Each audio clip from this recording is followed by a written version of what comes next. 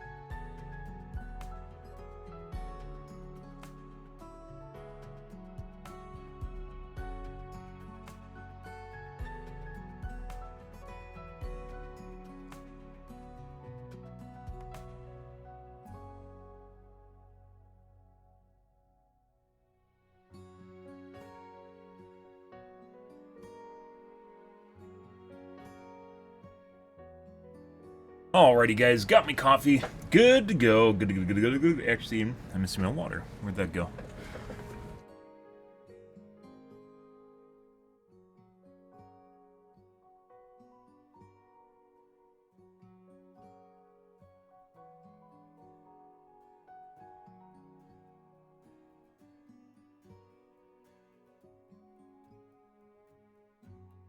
Alrighty.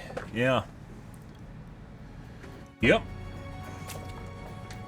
Yeah, I can't imagine. I don't know. Sometimes seems like he's just kind of oblivious to the fact that he's a streamer, or just assumes everything's gonna go his way if he does it. But yeah, there's no way Rust is gonna turn out well, even for like a smaller streamer.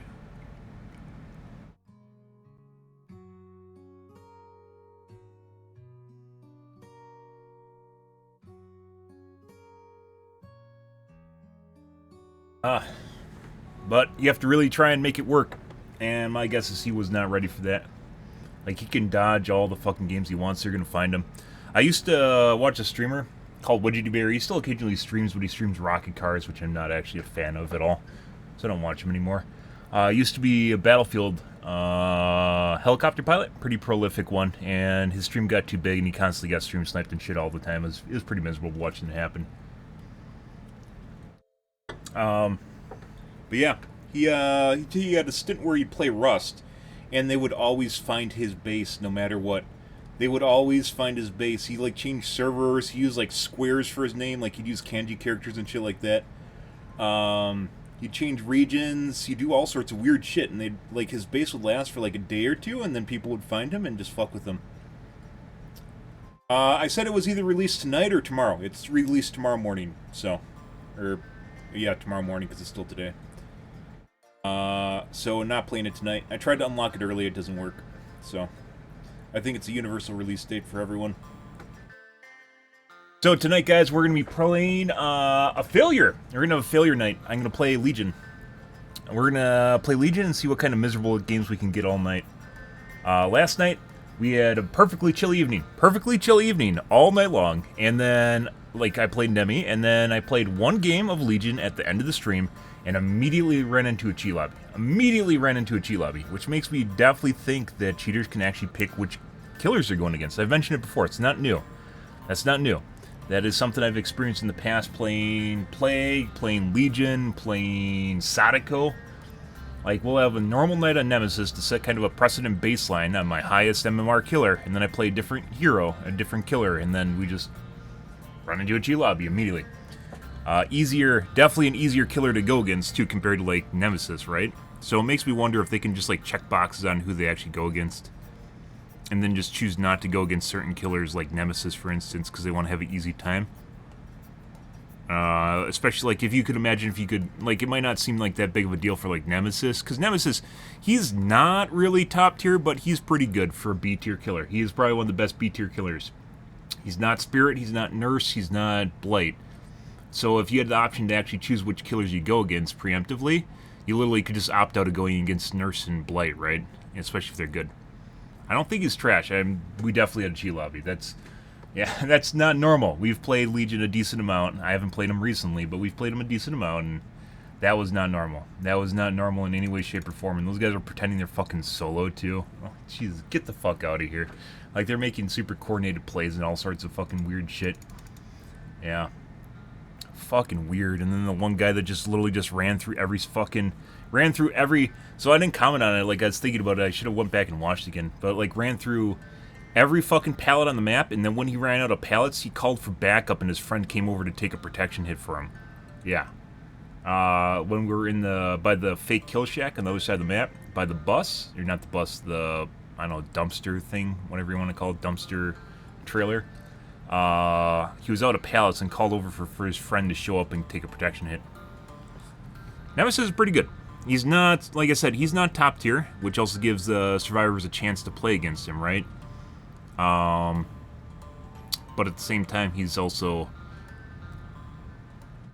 pretty decent for what he is. Legion, on the other hand, has some issues. Mainly they're cleared up with the build, but when you use the build that I'm using, one of two things. It could be that there's two things that are happening here, guys.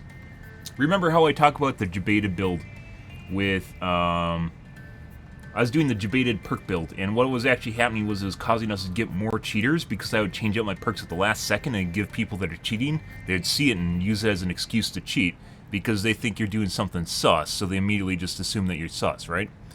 A Legion has a very, very particular build that he has to use in order for him to be viable. It's meta, basically. It's pretty renowned, or not renowned, pretty well known at this point. Which is his anti-pallet build, which is what I was using, right? But you have to use this one very specific build. So it could be that we just ran into a cheat lobby, they saw that I was running the specific build, and then they toggled on preemptively because they knew that it was going to be a sweat game, right? But when I was playing Plague and playing Sadako, they don't have that benefit because it's like garbage. Not garbage, but it's just random shit that I have on my characters. Like, most people prior to the current patch this last month, not this month because it's not August, prior to the anniversary patch, no one was running Overcharge. Noed, questionable, but a lot of people ran it at high MMR. Actually, I take that back. According to the perk survey, there weren't a lot of people running Noed at high MMR for whatever reason. They're too good to run it, apparently, at high MMR when you really need it. Deadlock, I wouldn't say is super common, and then SCBFL is just like whatever, a lot of people use it. But with Legion, you have to run a very, very, very, very specific build. And that means that we could be sussed up. I don't feel that's the case, though, because we've run, like I mentioned, we ran Sadako and we ran Plague, and we're running into the same shit where I set a precedent. So basically, earlier in the evening, I will play Nemesis to get a feel for the MMR that night, and then I will play a different killer. And then, like, to kind of feel out whether or not we can play them.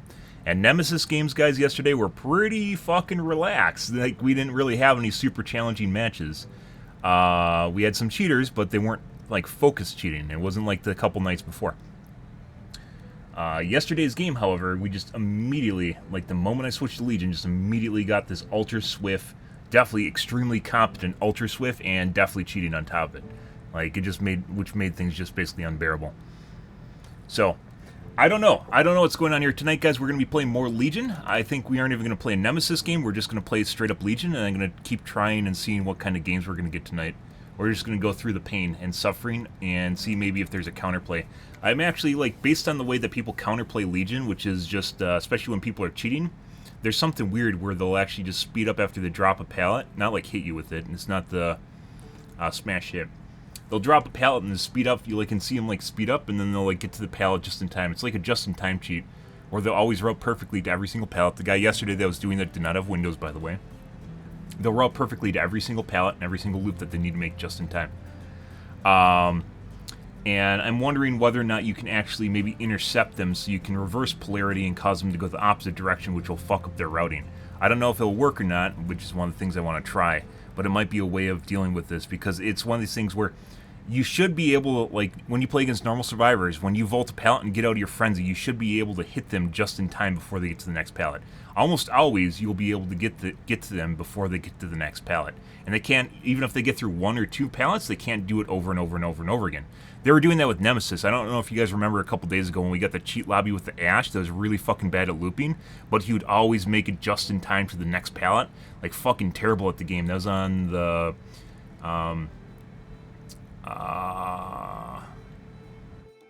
Shrine or whatever it's called. Not Shrine. Temple. Is on Purgation. The really, really, really shit Ash that would just pre-drop a pallet just in time so I didn't get a chance to either get close enough to him to hit him, and then I'd have to break the pallet. And then you just immediately go to the next pallet. It's like the same shit. It's very methodical, it's very, very mechanical, and it does nothing to do, there's no windows or anything. It's just something that's pre-built. It's almost like you're running against a bot that just pre-pounds each and every fucking route. They just go through every single one on the map. The thing with Nemesis, though, is Nemesis does not have normal chase time. So if you can imagine the amount of time it takes you, let's say you got a loop here and a pallet here, right? The amount of time it takes me to catch up to the guy going around this little oval loop here is not the same as a mouse 1 killer. A mouse 1 killer has to get close enough to hit. If you can imagine, Nemesis basically almost has a built-in coup de grace with his whip, where he has an extended hit duration or extended hit distance, where he's still kind of a mouse 1 killer, but he's not, because he can extend his range, so that fucks up your ability to loop around it just in time. So when people try and just do like pallet drops, they'll eventually get hit with the tip. That's just the way that it works, because they can't do it in time, and oftentimes they'll get hit with whip drag. So really fucking weird shit when someone tries to do like the pallet pre-drop and somehow manages to do it. I really wish there was some way to keep track of how fast people are moving, because it definitely seems like there's something that will speed up survivors so they can get to the net, like I've called it before in the past, just in time, where they'll speed up and reach the target just in time, which is something you could probably program if you did it, but I haven't seen it in a cheat. So it's really fucking weird when you run into that shit, and that's what happens all the time with Legion. Like, we had one of those guys yesterday that had it just in time and just kept doing. We went through every fucking pallet on the map. I think there was only 1 pallet left, which is on a bus. And like the moment they ran out of pallets, they immediately called for backup, which is 100% a Swift thing. Immediately called for backup, and not only called for backup, but they arrived just in time when to take a protection hit. They fucked up though, because they still managed to hit around the side of them.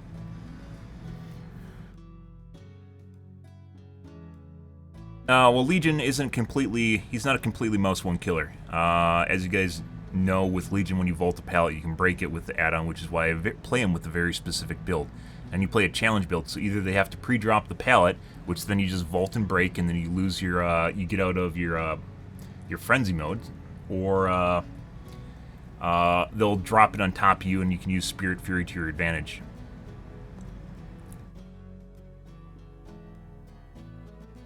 He's not an S-tier killer. Where the fuck did you hear that? He's like a shitty nurse. Like, he can blink, but he can't blink through walls. And he has problems with windows. We'll see how that goes, but I wasn't super impressed with the new killer. It's kind of weird shit though, guys. Like earlier tonight, I mentioned before, like some of the killers in the DVD directory are just fucking weird watching. I was watching Dead Plays earlier tonight, and he was actually going against some very competent survivors that definitely looked like they were fucking cheating, which is the kind of shit that I go against. And when it was starting to look like one of these things where he was about to lose, he was playing in a map. He was playing on Yamato, estate, and he had a guy on death hook, but he had no idea where the guy was. And when it was starting to look like he was about to lose, he teleported across the map to exactly where the person was that was on death hook, and then chased her down immediately and killed her.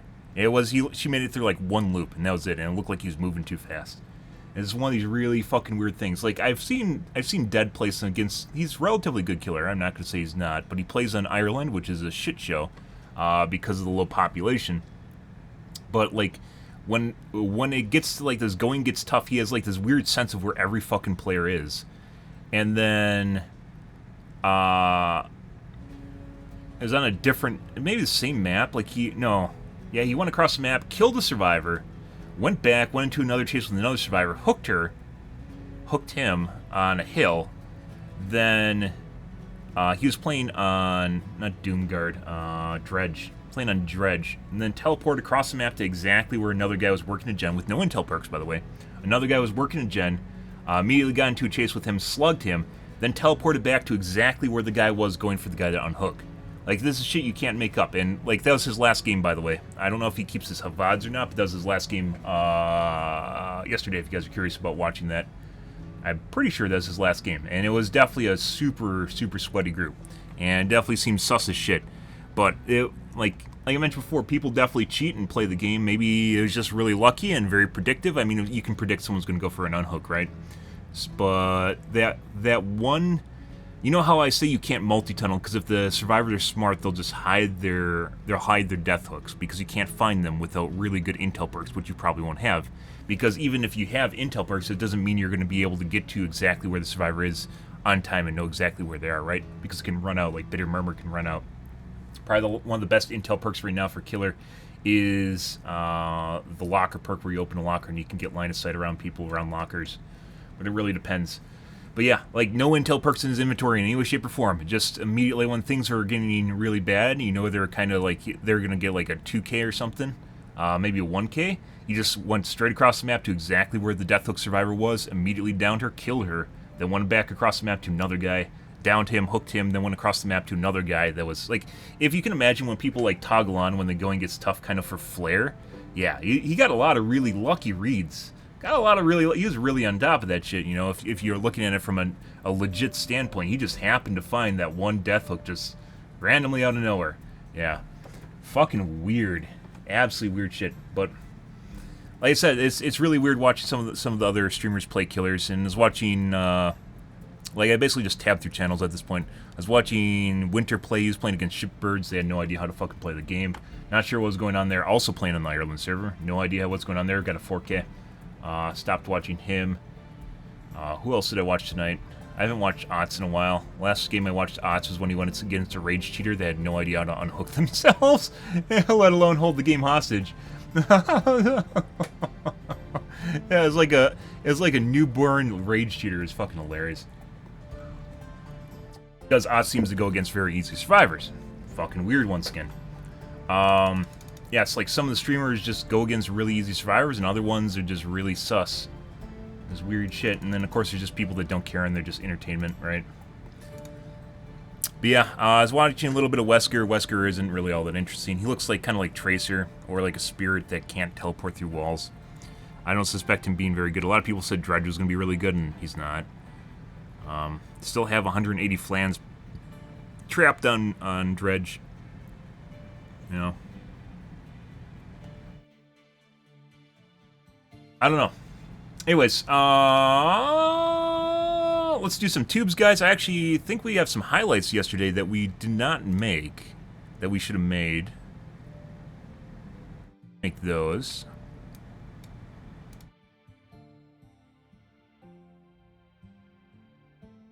The first one was of the patch notes.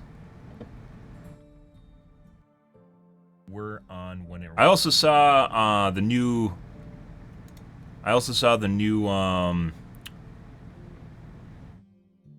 RPD, and honestly, it looks a lot like the old RPD.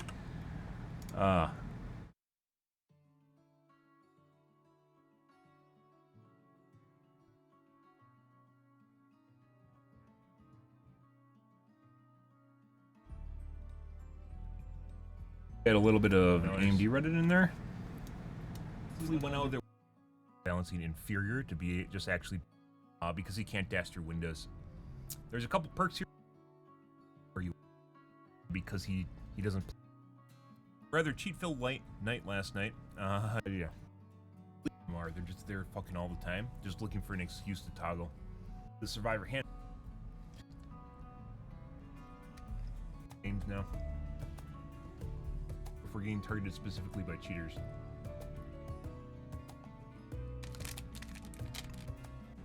But as I mentioned, guys, we will be taking a break from Dead by Daylight since because they have problems with large amounts of units. Hopefully, they'll get fixed. It wasn't like he intentionally died. Rather, he was too stupid to figure out how to make the terms sniped up. Talking about the Oz cheater down the head, like lower MMR points that held him hostage.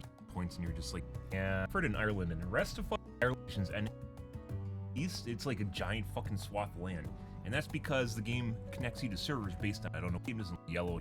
True is that he's just here because he doesn't play in a way. When does this start, guys? Yep. Start the game is where you will always be put. It doesn't matter what your MMR is, you'll always be stuck there. If you start getting moved around, it usually means you there. Not weird that's going on. Like, let's say if you're in a there yet, though. Bendy, we are in the just chatting. We aren't going to be playing games for the ones for Killer P or so. We're gonna look at the patch notes, by the way. PTB patch notes. Yep.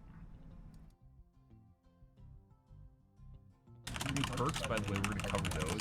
The ones for Killer kind of suck. There might be one option there, but we'll see. Yeah. But 100 ping is still alright. Yeah, Dead by Daylight is not a whips like a Canon NA. This would actually be good. This is their time 20 meters for it to work. Which, to a certain extent, this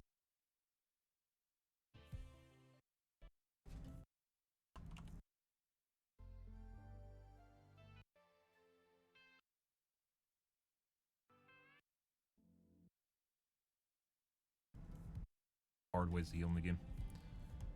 That's even putting aside circle healing. Even prior to that, they still had healing orgies and shit. So, alrighty, guys. Covered most of this. Yeah, took the majority of the podcast. I guess we're just gonna hop right into. Oh, let's do a quick YouTube upload. We're quick. Yep.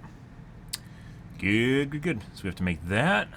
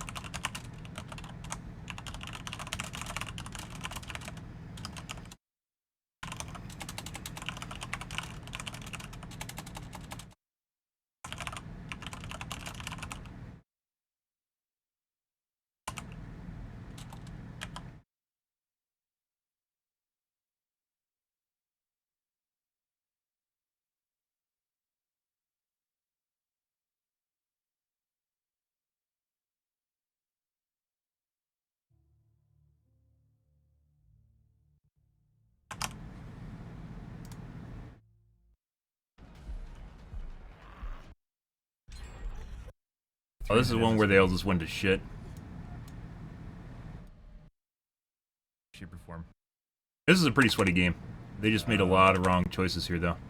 A bunch of people not super just a while ago. Punching shit.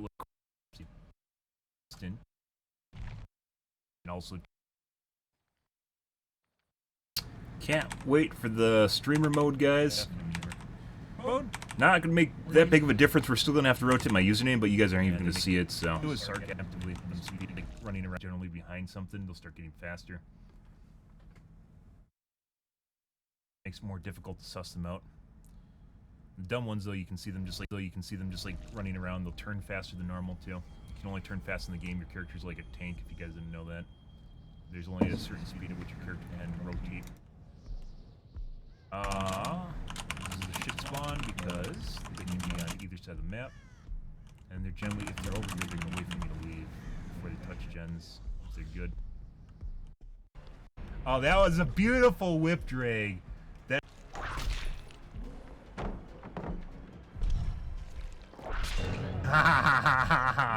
Oh, that was a beautiful.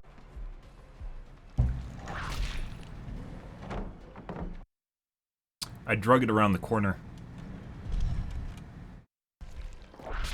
Oh, that was a beautiful whip drag. That is. How the fuck did I hit that guy? I have no idea.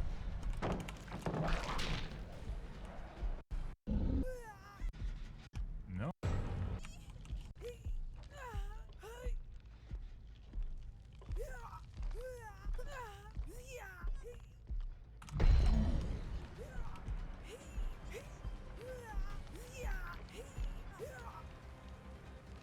Ready for phase 2? Phase 2. Unhook her. No. Okay. Pressing. Stun gen. Uh-huh. And dead. She just unhooked while the guy was dead, guys. You see that? You see the hook stayed on the screen? That's even better. And legged out. As you guys just saw, I just put an invisible survivor on the hook.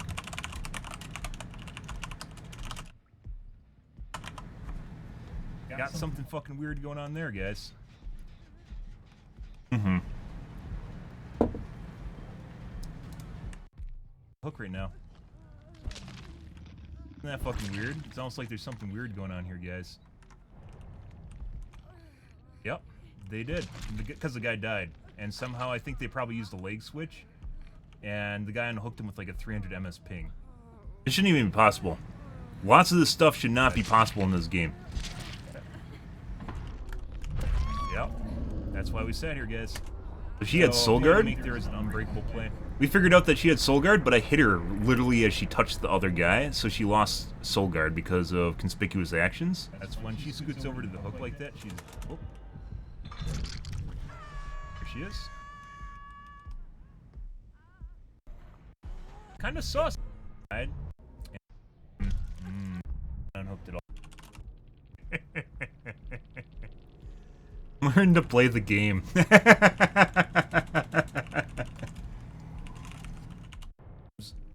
Why did you really lock the hook game girl? Looking for. Could have played that and actually had a much better chance of surviving, and they had a relatively decent amount of gens that were done too. Not what we're looking for.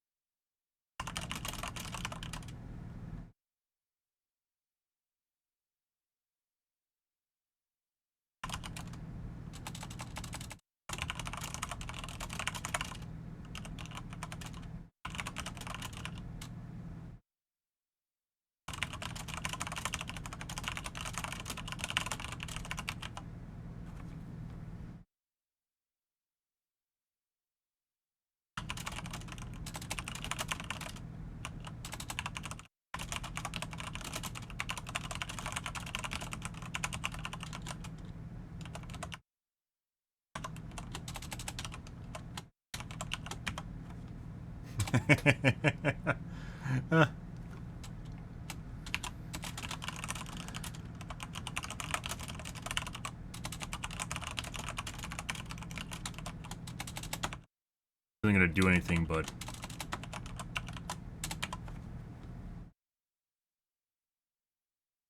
ready. Those are the two I need to make. I definitely need to highlight the patch note discussion. Well, it was a pretty good game. And then we got a fucking cheat lobby last game, and then we got a fucking, like, ultra swift cheat lobby in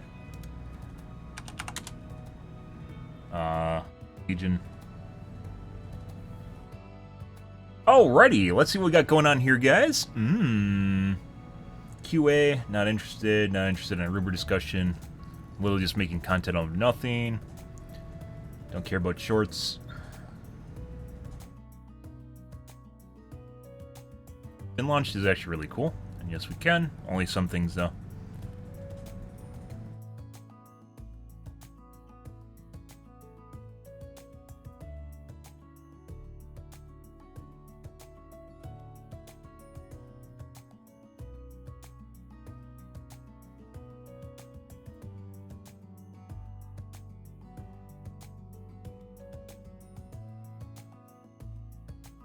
Oh yeah, we bought the Jaws of Life to make a YouTube video. Cool.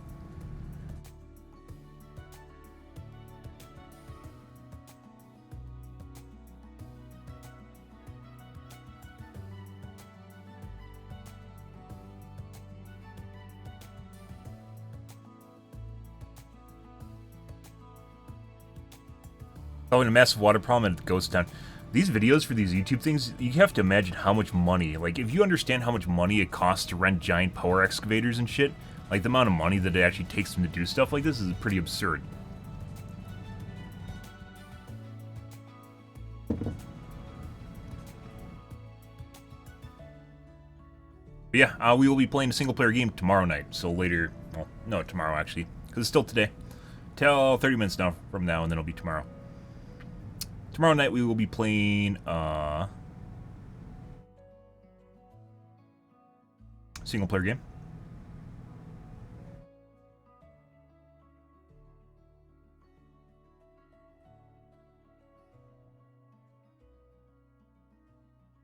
Dude, I like the B1M. I do want to take a look at John Oliver with monkeypox and also the mental health one. But I think we're going to take a look at B1M. This is a really long video too. We have time? We do. Take a look at this, guys. Love B1M. Construction projects don't come much bigger than this.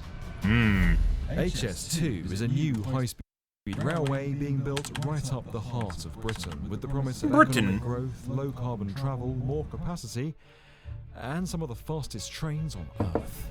High Speed 2 is one of the world's biggest infrastructure projects. It'll start right here in the heart of London and run across through and under England's countryside to the Midlands and one day beyond. But building it is far from easy. The project has gone several times over budget and faced delays and staunch opposition. It's now known more for its setbacks and the decisions of those in power than its benefits or the incredible engineering that's going on. An idea to bring a country closer together has become divisive. HS2 will generate jobs, skills and economic growth. It is just a waste. First world of money, countries in general terrible waste of should be taxpayers' spending money on public transport, especially trains. And that's not As it turns out, trains can move a lot of people, like cargo, everywhere. instead of having a When vehicle for public money is everyone. involved, the stakes get much higher, the scrutiny gets more intense. And when things go wrong, it can become difficult or even impossible to stop. So how much say do we really have over the massive projects like High Speed 2 built with our money? Can our governments ever stop once they've started? And does there come a point with these projects where they're just no longer worth it? We can now travel over land at the rate of 30 miles an hour. Think of it, ladies and Oh! gentlemen. 30 miles an hour. Oh! Houston. Departure point for 175 trains every day. We need to build new railway lines in our country. We haven't built a line north of London for 120 years. It will redefine the way we travel around our country. I'm absolutely convinced. Finally giving the home of the railways the fast connections they need. And none of that, none of it makes any sense without HS2. The way that UK government makes decisions with ebb and flow depending on the political weather, that's not how you deliver major infrastructure. We're in a climate emergency. We need to be doing sustainable creation, not destroying the country. This project is absolute madness. In a hole the size of HS2, the only thing to do is keep digging. HS2 will deliver lots of benefits. There's no question about that. The question is whether it's worth the costs.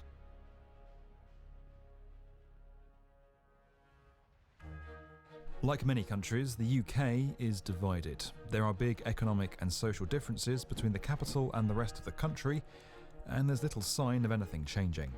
Back in 2009, the government proposed a new high-speed railway to better connect London and the north of England, spreading B1M, by the way, covers infrastructure projects all over the world, that not project just was in approved, UK. and billions of taxpayer cash was set aside for it.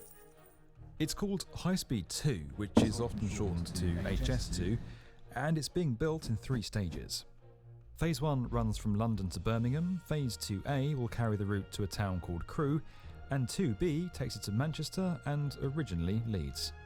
High-speed trains would then continue on to other parts of the country at normal speeds, using the existing network, so those living in the wider north and Scotland can benefit too. The trains will have a top speed of 225 miles an hour, the fastest in Europe. Now, to do that, they need a track that's as straight and flat as possible, but drawing a straight flat line up England isn't easy. Some 90% of the Phase 1 route will be up on bridges and viaducts, or dug below ground in tunnels and cuttings, making it... Even in the US, where we have a lot of flat area that's literally just a straight shot, like, we still don't even have high-speed rails, unfortunately. An immense feat of engineering. A journey Or really, north from London trains in will general. begin here, in a new Amtrak. 3-storey terminal at Euston. It'll have the UK's longest concourse, a prefabricated geometric roof, and 10 platforms built some 8 metres below ground. This site down here at Euston is where that massive new terminal is going to start to rise in the years to come. Now, it might not look like much right now, but just getting to this stage has been tough going, and the team has faced all the kind of challenges you might expect them to face when clearing a site like this in the heart of a major city. Existing buildings, neighbouring properties, traffic, services, and of course the current live railway running into Euston alongside them. After Euston, trains will arrive at Old Oak Common, where there'll be additional links to Heathrow Airport, Wales and the South West. The first landmark outside London is the Colne Valley Viaduct. It'll run for 3.4 kilometres across several waterways and become the country's longest railway crossing. Next up is the 16-kilometre Chiltern Tunnel, the longest and deepest on the entire route, sitting up to 90 metres underground. Then it's another tunnel, but this one is less about length and depth and more about what's above it. Earth? Oh. The UK has over 300,000 hectares of ancient woodland. That's trees that have been around since 1600. Despite weathering the ages, some of those trees now find themselves in the path of age. Did you just go digging for something? Instead of cutting them all It's a down, secret, farmers have tried to KSA. limit their destruction. It's a And secret. one way is to go underneath them, like up here at It's a secret, man. Secret. This is one of HS2's new tunnels, and just behind me back there is where construction Telling teams you. are working away to dig this route Trying to find my deep game. beneath England's countryside. Now, when you're down here, you can't help but be blown away by the scale of the engineering that's going into this project. In years to come, people on trains are going to pass through here in a matter of seconds. They'll be drinking a coffee, doing some emails, and they probably won't even notice. But to make that leisurely experience possible, construction teams are putting in the grind, using 2,000-ton tunnel boring machines like this to cut a path. The machines feature a cutting head at the front and a system that quickly takes soil back up to the surface in these pipes along the sides of the tunnel. This is the very front of one of HS2's tunnel boring machines. Just ahead of me up there is a massive cutting head that's steadily... So, new tunnel boring machines, guys, are actually really fucking cool. Slowly but surely, this machine is building part of It literally puts up the sides of the tunnel while it's boring out the tunnel now. Kilometers It's incredible. And will be the first to complete across the whole route when it finishes in 2023. It's just one example of some of the massive feats of engineering that are taking place between London and the Midlands to Very enable cool this shit. high-speed line to run. In time, those incredibly fast trains are going to run across the ground I'm currently standing on, through this cutting, and on towards Birmingham. The last stop before Birmingham is the Solihull Interchange, currently billed as the world's most eco-friendly railway station, with connections to the airport and the exhibition centre. Phase 1 then all culminates at Birmingham Curzon Street. It's the first intercity rail terminus built in the UK since the 1800s, and it'll feature an arched roof inspired by the railway pioneers of that era. It's all a lot of work and money to connect London and the Midlands, but there's a payoff. Economic growth. Imagine industry and idea commercial. is that the billions People that being want stuff to stay the same don't understand, like, the world literally runs on growing bigger. It's not necessarily feasible just to just maintain status quo forever. Put into this project will be paid back. A lot of people and that depend on millions of things people growing. will have their quality of life improved. High-speed rail effectively brings major cities and population centres closer together. Businesses can access larger customer bases, supply chains and labour pools. Integration and trade are improved, productivity goes up, and commuting longer distances becomes possible. You no longer have to buy a house in an expensive region in order to work there, and that takes pressure off the housing crisis. HS2 will slash journey times. Getting from London to Birmingham will take just 45 minutes, 37 minutes quicker than today. But better connectivity between regions is about more than just speed. There's another key word in all this: capacity. If you take a look at the UK's rail map, you might question whether this project makes any sense. London already has a direct connection to Birmingham and Manchester via the West Coast Main Line, so why build another? Well, because it's one of the busiest railways in Europe. It's used by intercity, local and freight trains all at the same time, and things can get crowded. HS2 will be just for high-speed passenger trains. It'll mean getting up and down the country quicker and free up much-needed space on the existing lines. The hope is that this all makes taking the train an obvious choice, as compared to driving or catching a domestic flight. It's designed to be the world's most sustainable high-speed railway, offering carbon-free travel from the day the trains start running. It all seems like a good idea, but there are some who question whether the UK actually needs this high-speed line at all. Unlike some other countries renowned for their high-speed rail networks, the UK's major cities are all much closer together. That's a factor that's perpetuated the lack of an extensive high-speed network in the UK to date, and one reason why it hasn't cultivated much homegrown talent or expertise good at building it. The guy tasked with assembling and leading the team that's having a go for the first time in decades is Mark Thurston. HS2 is a once-in-a-generation project. We will connect all the major cities on that corridor in our country at high speed, clearly make a massive difference to the way we decarbonise our transport system. I mean, it is unprecedented, over 300 sites alone just between here and the West Midlands. But also, again, if you look around us here in Euston, we're right on top of the local community. So how do we build this railway sensitively in a way that respects people who've got to kill their lives, for some years yet, until this railway is fully commissioned? Now, you might be wondering who gets the say over whether or not big, expensive projects that impact so many people's lives like this get to happen. Well, it's complicated, but stick with us, because grasping this will help you better understand how your tax money's being Most people spent. don't understand things when they get complicated. The UK They look at people often short circuit to short and sweet guys. So anything that you have like a plausibly easy solution for or easy answer for, they'll opt for the easy answer over something that's more complicated because it's easy for them to process and understand, and then they think they have the answer because it's just one. A lot of people don't understand there's a lot of answers for a same question, but not all of them are good answers. Monarchy. The sovereign is in charge, but delegates all their power to a democratically elected government and lower house of parliament called the House of Commons. Like many countries, we elect people from each region to sit on that parliament and represent us. The political party that wins the most seats forms the government.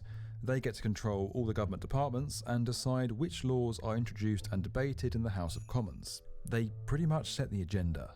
Now, we decide which candidate or party we're going to vote for based on what they say they're going to do. And in the UK, the two major parties, the Conservatives and Labour, both advocate the principle of a new high-speed rail line. So, in a way, the people chose this. The elected UK government formally decided to build HS2 back in 2012. After a lot If of everyone debate voted and on every consultation, project ever finally in made, nothing would ever get 2017, done. Parliament overwhelmingly passed a bill giving the government special powers to build, operate and maintain Phase 1. When Boris Johnson then became Prime Minister in 2019, he commissioned the Oakerview Review. Boris Johnson then Prime Minister in UK is something else. I think he stepped down though, didn't he? This year. Look at that. became Prime Minister. I mean, we in had Trump, but 2019, he commissioned the Oakerview Review to advise his government on whether and how to proceed with the project. Then he made the final call. The Cabinet has given high-speed rail the green signal. We are going to get this done. At that point, with powers already obtained from Parliament back in 2017, Boris signed the final notice to proceed with the project. Permission for Phase 2A followed in 2021. To try and get a better understanding of this complicated process and how it's used to approve projects like HS2, I went to see Stephen Glaister. He's Emeritus Professor of Transport and Infrastructure at Imperial College London, and he was a contributor to that Oakerview Review. The parliamentary process, of course, is very important with a big scheme like this. You can't build a railway in this country without parliamentary approval. The government has made a decision in principle to build this scheme. So it's a matter of policy to build the whole scheme. The parliamentary process is to allow people who are badly affected to make their case about how their interests should be dealt with. In 2012, when the project was first backed, it was given a target finish date of 2026 for Phase 1 and 2033 for Phase 2. The initial budget was set at £32.7 billion. That's a lot of cash. It gets funded by something called a grant in aid from the government, which in turn gets its money from the taxpaying public, people like me and you. Small amounts gathered from millions of us can create a hefty budget, and that's what puts most national infrastructure projects in a completely different budget galaxy to skyscrapers or other buildings funded by private companies or people. Even tech giants like Google, Facebook, The government Apple accomplishes don't spend things more than a companies few and people can't do on their own. on their flagship projects. Which is why it's important for the government to actually tackle stuff like that, like spaceflight, Now you'd think and that then running fail such a big massively at budget it with because we UK's defund it. history as the birthplace And then of SpaceX takes railways over. would be a winning formula. But HS2 hasn't gone to plan, and public opinion now is Let's make generally space far shuttles. What a positive. good idea. Data from May 2022 shows that only 7% of Brits strongly support HS2, compared to 19% that strongly oppose it. So what happened between the original business case when people were sold HS2 and all those benefits made it feel like a bit of a no-brainer, and today? Well, the short answer is that the ambitious dream of redefining how people travel has begun to clash hard with the realities of making it happen. Many are unhappy with the choice of route. Residents and businesses have had to be moved out of the way. Thousands of people have been served with compulsory purchase notices, and others have seen their properties plummet in value. These initial works mark the start of years of heavy construction and a crash in the value of property nearby. Sadly, this is often the trade-off when building infrastructure. To benefit millions, a minority are asked to pay a heavy price. Building a project like this. Minority meaning a small amount of people, not minority meaning an ethnically small group of people. A lot of people associate minority nowadays with race rather than with size or quantity. Inevitably means you're going to have to make some tough decisions at some points on the way around. Especially when it comes to infrastructure, which is pretty absurd. Yeah, I mean, if you look at what we're doing here, just at Euston alone, you know, right on top of the local community, a live railway station just That's the behind US it, PC massive narrative right demolition now. in the background here, just to sort of clear the footprint for the station. So to your point, those tough decisions are made. You could point to multiple examples of them all along the route. However, some property owners feel they've been offered unfair valuations and have criticised how they were dealt with. But perhaps the biggest source of contention has been the project's environmental impact. Even with sections like the Long Itchington Tunnel, which aim to protect ancient woodland as much as possible, around 24 hectares will be lost on Phase 1 across 25 sites. That's around 34 football pitches. HS2 say this only amounts to the partial destruction of these habitats, and they're planting millions of new trees in return that they are responsible for maintaining. When you put point-to-point city high-speed connections in place, that has that economic effect. But to do that, we've had to be really sensitive about the impact on the natural environment.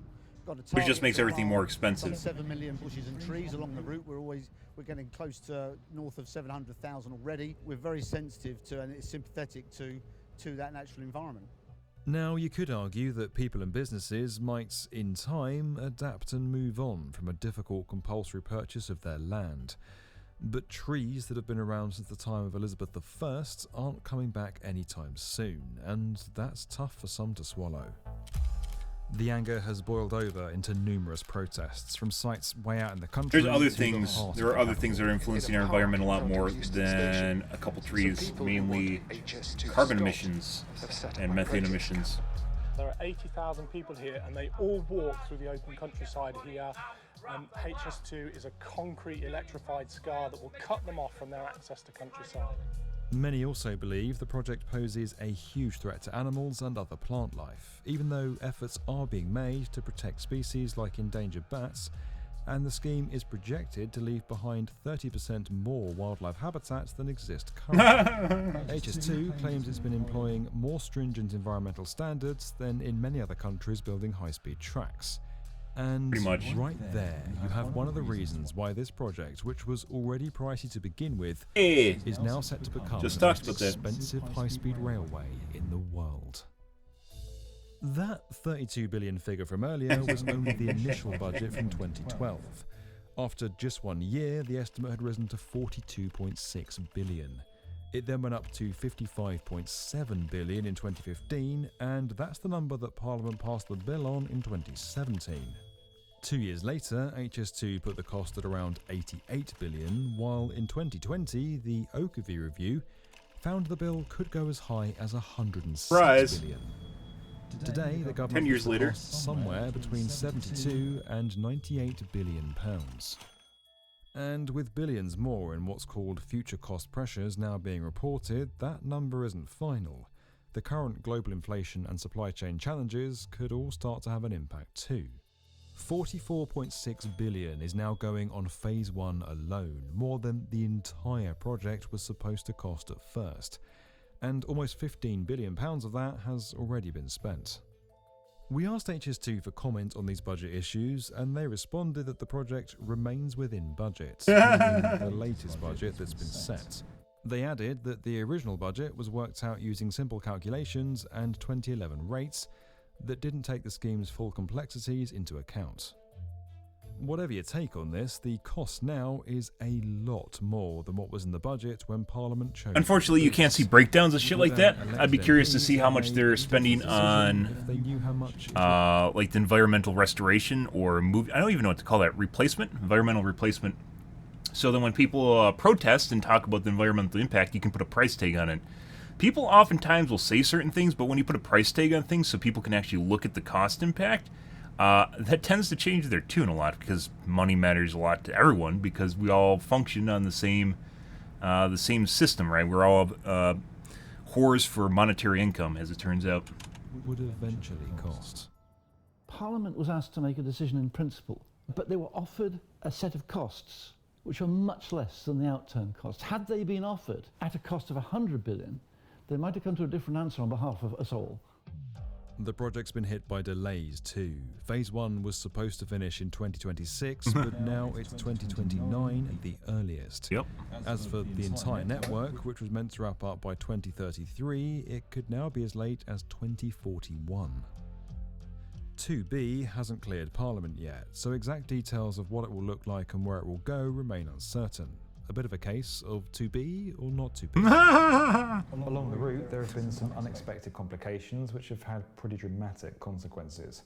In 2019, ground conditions had become, in the words of HS2's then chairman, significantly more challenging than predicted. He revealed that the 2015 cost estimate for Phase 1 was made without the benefit of any investigation of ground conditions or similar levels of detail across all areas of scope. More time's been needed for ground settlements, adding to the delays, and there have had to be route changes further north to avoid obstacles like salt mines. It's also been revealed that the cost of buying up property for Phase 1 How the fuck did Nancy mines? At around £3.9 billion. Like initially, mines aren't really something that just pop up out of nowhere. They added that every home, business and piece of land is unique, and there are sometimes different opinions between owners, their professional advisors and HS2 about the value of a property. In all cases, we seek a fair deal for both claimants and the taxpayer. There have been delays to the stations too, including here at Euston. The latest designs were only revealed in March 2022, 7 years after the first images were made public, and after construction here had already begun. And yet, there's more. One major decision. These right here, guys, if you're curious, these little things here are made for boat docks. So this used to be an industry site at one point, so the boats can actually come in here for offloading like ore or whatever. They can come inside here and be offloaded by cranes, and obviously it's been gentrified or just been reverted to like a grassland area. Has sparked anger and There's a lot of those up north in Wisconsin. Benefit most from this project. On the Great Lakes. London's one of the world's top financial centres, with a higher GDP across its metropolitan area than anywhere else in Europe, and a habit of spending big on infrastructure. But many other parts of the UK, like here in Leeds, haven't seen the same levels of infrastructure and public services investment, creating a north-south divide that's only getting bigger. The north of England has long suffered with outdated transport systems, while the capital continues to get more big projects like the Elizabeth Line. One of the current UK government's big pledges at the last election was to level up the whole country. Now, that involves boosting local economies outside London, and building a high-speed train line to them would be a good start. To try and really understand the North-South divide and what a high-speed railway could do for this part of the country, I caught up with Henry Murison from the Northern Powerhouse Partnership. It's an independent body that represents businesses and civic leaders across the North. How much of a north-south divide is there in the UK, and is it getting better or worse in your view? So our analysis of the most recent ONS data, which is collected for all the regions of the UK, shows that London has really bounced back. And the challenge is that the rest of the country is still lagging behind. And in reality, under this current government, we're not making huge progress. It may take longer to see some of the benefits of some of the levelling up projects, but they're often too short term, not focused enough on long-term productivity, and so unlikely to... Everyone wants stuff done during their... But this is exactly the kind of issue that HS2... Yeah, in the US, for instance, presidents are 4-year terms, and they can have max of 2 terms. So they want stuff short and sweet so they can show progress for their next election. But a lot of massive infrastructure projects don't happen short and sweet. They're long term. Link with HS2 as part of a new integrated rail plan for the region. Especially with more bureaucracy and just shit that just takes more time, like they're experiencing here. Everything just takes longer and longer nowadays. Costs were getting out of hand, and it was decided that part of the route had to be shelved. It was the bit that runs right here to Leeds that took the hit. That route we showed earlier, going all the way up to Leeds, is no longer happening, and that Northern Powerhouse rail scheme has also been downgraded. The eastern leg of Phase 2B will now terminate near Nottingham, over 70 miles away. Trains will still be able to go further north, but only on existing non-high-speed lines. Although the intention is to get to Leeds eventually, and ideas have been put forward, nothing's been confirmed. There's just a study, which in itself is set to cost a further £100 million. Fuck? The original plan, which was to deliver HS2 what the fuck is that? Northern Powerhouse Rail, $100 million for a study? Depending on what it is, it could be expensive, but what, the just viability of a train route? We'll replace it as a notional promise from government of some HS2 trains coming to Leeds. Well, we don't know how frequent or what the capacity will be, so we don't really know the value of that. So we are talking to the government now about the eastern leg, certainly having travelled in around the Midlands and the North a lot on rail. You see the stark difference between the sort of frequency and regularity of services compared to London and South East. So that's, I think, where we need to sort of put our focus next, working with the Department for Transport. But that's not all of it. The project is still being scaled back, and again, it's the North that's affected. Even while we were making this film, another key section connecting to the West Coast main line was cut. It was through here that high-speed trains would have continued on as far as Scotland. The government says it's now committed to finding the best solution to take HS2 trains to Scotland, and will explore alternatives that deliver similar benefits. There's issues to iron out in Manchester as well, like the decision to build the main station on the surface rather than underground, which has been criticised by some local officials. Currently, a journey from London to Leeds in the UK looks like this. Now, this trip is taking me 2 hours and 13 minutes. Under the original plans for HS2, that would have been dramatically cut to just 1 hour and 21 minutes. But when Phase 1 completes, the difference will be just 20 minutes. From what we were promised with HS2, that original dream, this fantastic railway connecting all parts of the UK, or certainly the North, has public opinion shifted now? I think that the public opinion is wary of a government that isn't prepared to keep its promises to the north of England. In this country, we're entirely dependent on who the occupants of number 10 and 11 are for whether Leeds gets a mass transit system, or whether Leeds gets its HS2 station, or whether Leeds gets access to a train line that's supposedly for its own benefit. Now, that doesn't mean the North isn't getting anything at all. Billions have been spent to upgrade transport links across this region through that new integrated rail plan. But for many people up here, that doesn't make up for the loss of high-speed rail, which they were promised by the government. The integrated rail plan represents... High-speed rail is expensive. To what it not just in terms of what we're seeing here, but general really expensive. For a government that claims it's levelling up. You have to describe... They have the same tolerances. You can't just run fast trains on the current lines. Starts. And the problem is that I don't think this government intends to finish it. To their credit, those currently working for HS2 are doing their best to move on from the past and politics and just focus on constructing the railway. But despite the good job that teams on the front line are doing, it's clear that what's currently being built is a long way from what was put forward at the beginning, and there's little sign of this project ever being stopped. So is it time for a radical rethink, or does this railway now simply have to be finished, no matter the cost? What is the other option? What, like, if you're choosing to just don't do it, just maintain status quo, right? Like we talked about earlier.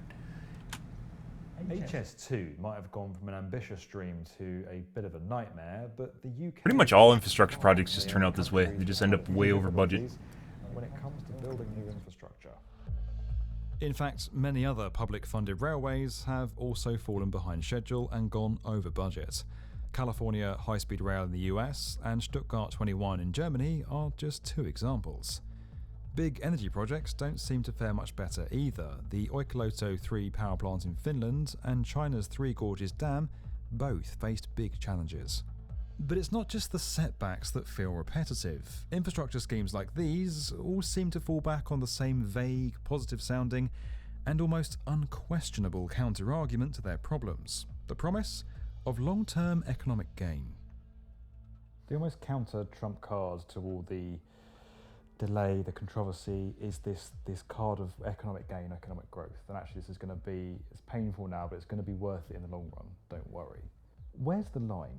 How many more billions, how many more cost uplifts, how many more unexpected events before we say, actually, you know what, this just isn't worth it anymore, it's just too much hassle and we're never going to see the benefits? Or are we locked into this now, whatever it takes?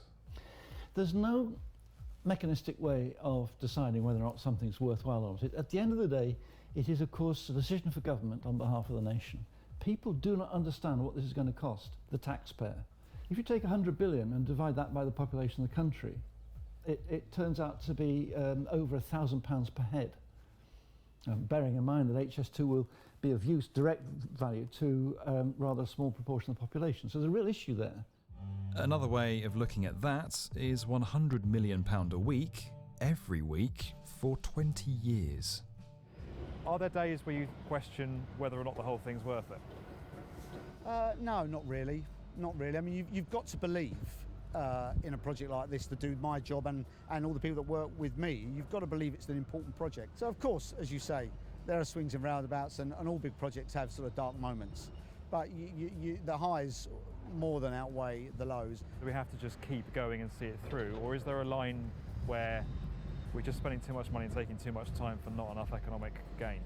Well, I think ultimately that's a big question for the politicians, but let's be really clear. One of the things we did in my first sort of 18 months is reset the budget for phase one. I inherited both the budget and the time frame which proved to be undeliverable. But taxpayers generally can and should have confidence that we've set ourselves up now to deliver the project for the budgets we've committed to government.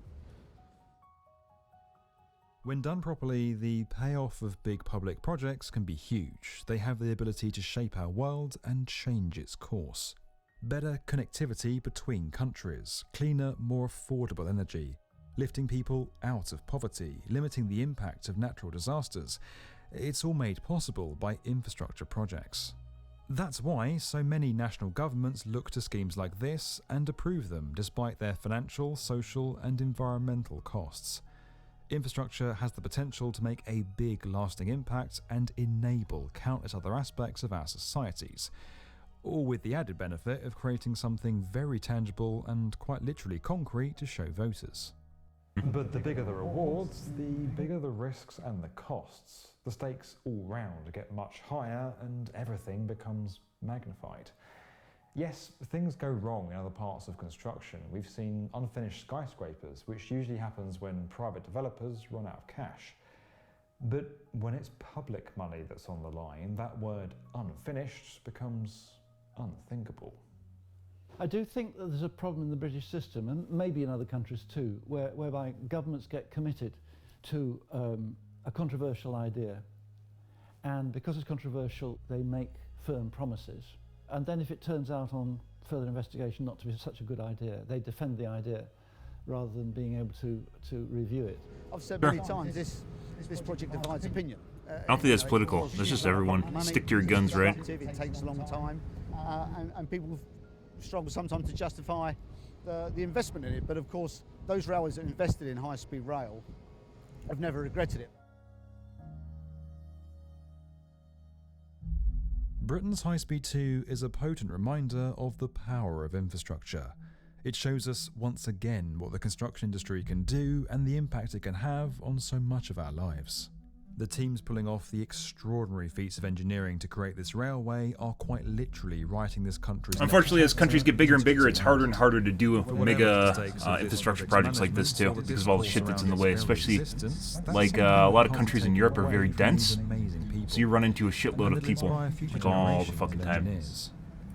Involves buying up a shitload of houses, for instance. The impact of what teams like this do places them in a firestorm of debate. Infrastructure schemes almost always face an uphill battle to deliver on their pledges and restore faith with the people they'll serve. We might be the ones coughing up the cash, but we're not calling the shots. While governments can be voted out, once projects like this get going and the train has left the station, there can be no going back. HS2 epitomises the story of the infrastructure megaproject. Huge benefits are laid out for future generations that citizens of today must bear the cost of, just as our predecessors did for us. The promise of a bigger prize ahead is... Everything's more expensive now, not just including inflation, but regulations and safety requirements and environmentalism. Just leaves everything ballooning. And of course you can't just go bulldoze a bunch of people's houses because they don't like that. And then they talk about that. Only time will reveal the true extent of HS2's success and whether the decision to carry on was really worth it. But like so many infrastructure projects around the world, it will undoubtedly lead... Like you don't hear about costs and shit like this in like China because they just literally just evict people and bulldoze their houses. And environmentalism they don't care about. And it won't be the last. It will redefine the economic geography of our country. It would OSHA really isn't a problem over there. Low carbon travel in our country. Everything, for instance, the US used to be like 80 years ago. You won't realise the true effects it'll have until it's open. Like so many of the world's biggest infrastructure projects, Britain's High Speed 2 promises enormous benefits, requires huge amounts of money, is grappling with immense challenges, and contains enough nuance and trade-off to sharply divide opinion. But for whatever you may think of this and other big public projects like it, it's kind of time that more of us sat up and took notice of the extraordinary influence the construction sector has on all of our lives, and the massive projects being built with our money and in our names. Guys, if you enjoyed this video and you want to find out more about this incredible industry, make sure you're subscribed to the B1M. Cool. I do like the B1M, guys. Pretty fantastic shit. Giving you an inside look on a lot of different things. They do first-hand research, too. It's not just like Googling shit and looking on YouTube. Cool stuff. Very informative, too. This is a longer piece. Normally, the videos are about 8 minutes. Okay.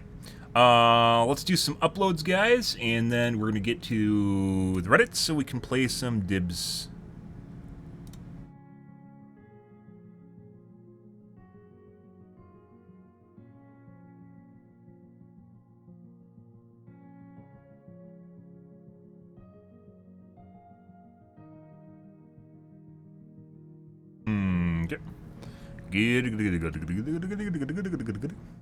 Are these all Tom Scott? I got demonetized for watching the Amazon trailer. Hilarious. Oh, good. Alright, let's see.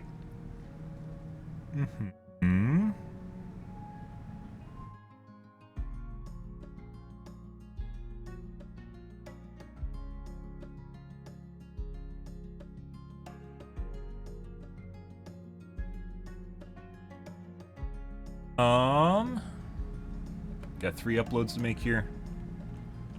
Shouldn't take.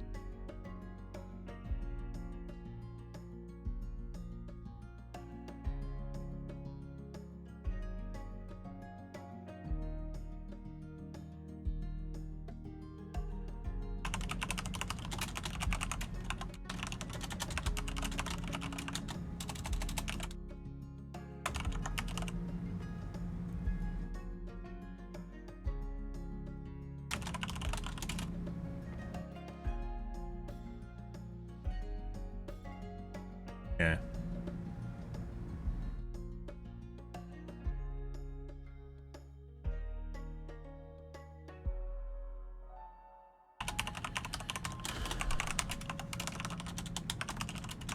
Gaming, Twitch, game podcast.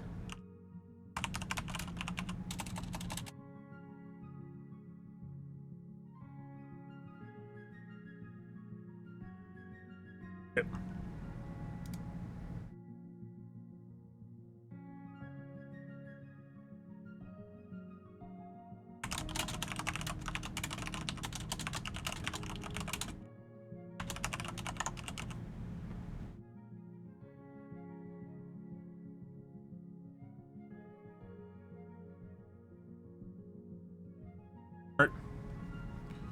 Now I gotta wait for them to show up. And they'll give me some time to wash out my coffee cup, guys. We're back.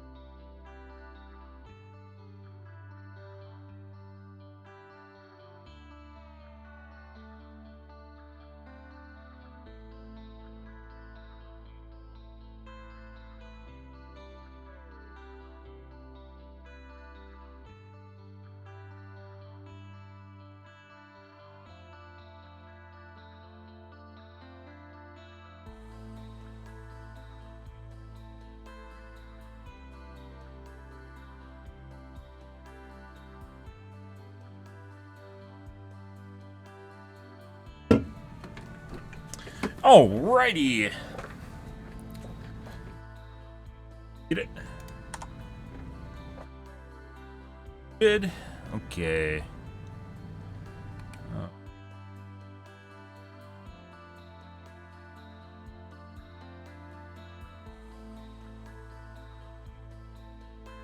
Highlights. Done.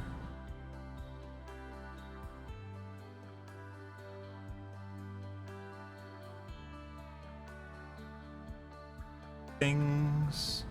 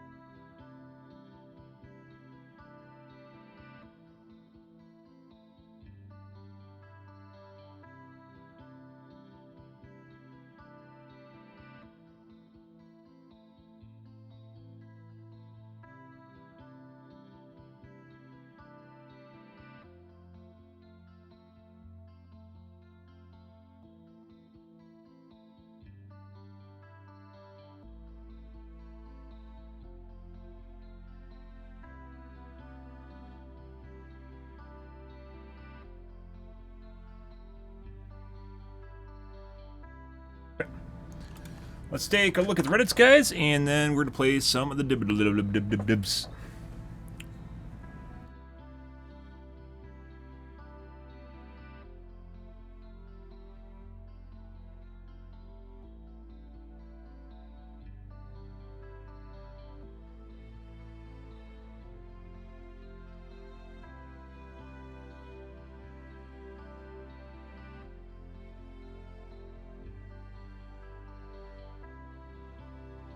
Are the chances of Overwatch 2 winning Game of the Year like the first one? Not existent.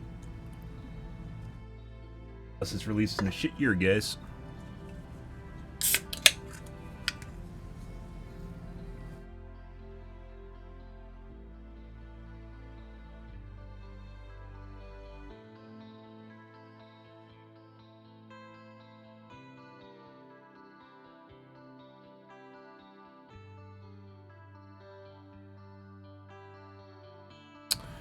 Okay.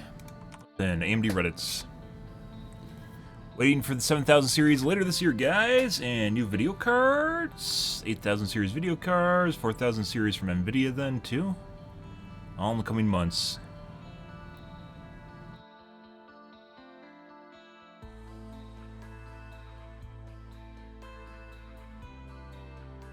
DX 3D is supposed to get a price drop this September. Of course it is, because of the 5000 series.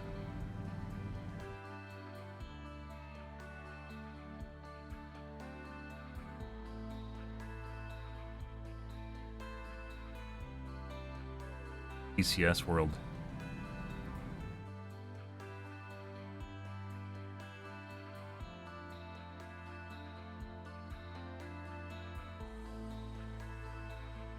On the way by the CPU. It's all been very positive. I actually really want to see a 3D cache version and run HOTS playing it. Oh my god.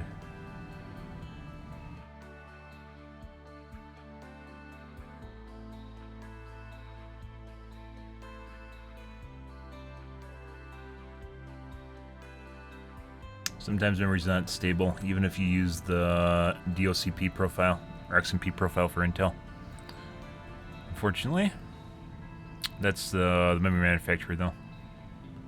But there have been issues with memory in the past with Ryzen processors, too. But those have been basically cleaned up. DVD Reddits.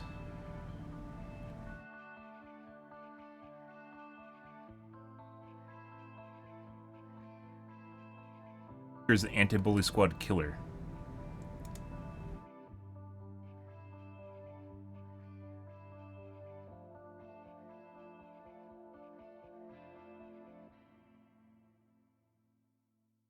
Buster's Bound lets him physically force survivors away from loops and into dead zones unless they have a window. His window vault has him looking at the ground so you can't blind him during it. It doesn't matter. Slamming a survivor into another survivor damages them both so you can't body block against it.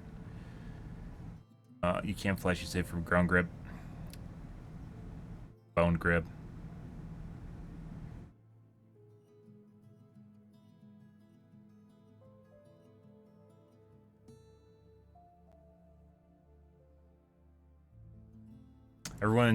Everyone's saying that you shouldn't be blinded because of sunglasses. Pyramid head over ear saying question mark and Demogorgon.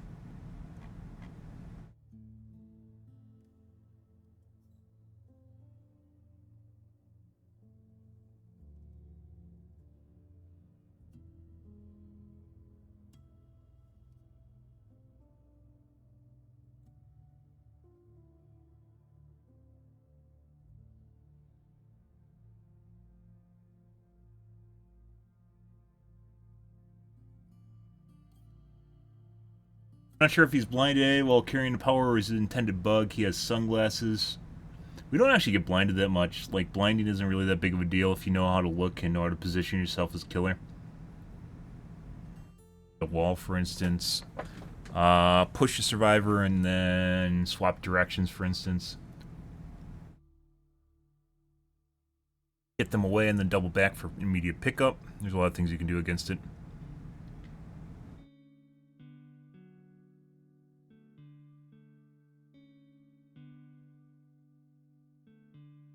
For the sake of the Blight comparison, he's not comparable to Blight. It's like a ghetto nurse.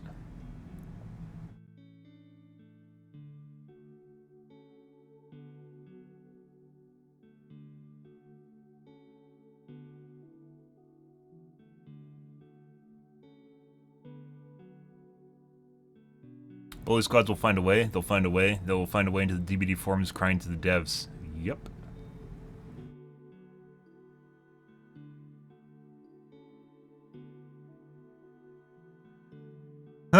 Someone literally pulled apart his post history to find someone. Oh, triggered Bully Squad main right there. I looked at his posting history.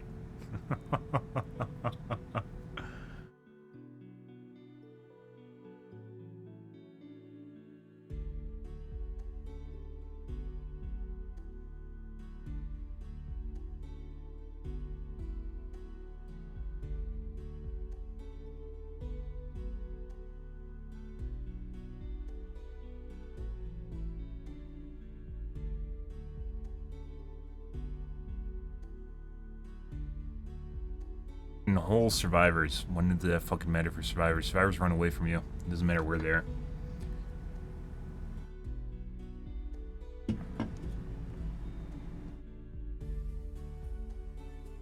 idea is not to keep them away from you. And you don't insta-kill them. Let's see. Excuse OP. I don't think so.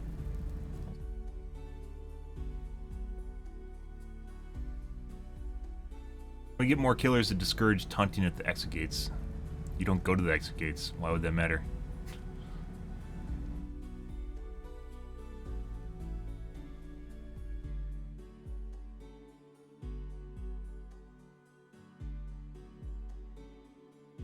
Husker can grab you through walls.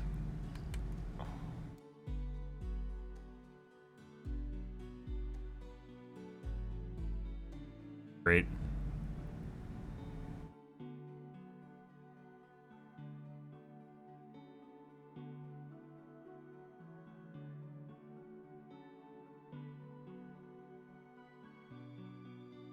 Nice.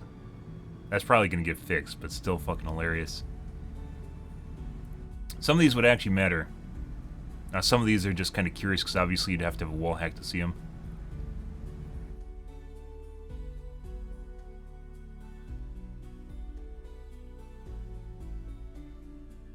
A leg.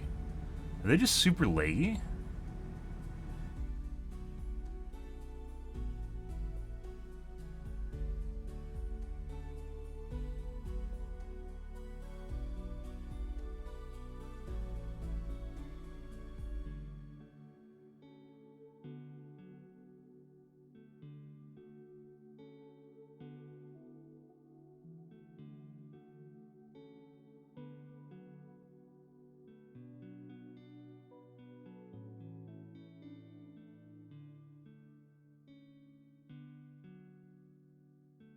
People were saying Nemesis' advantage was he could hit across loops.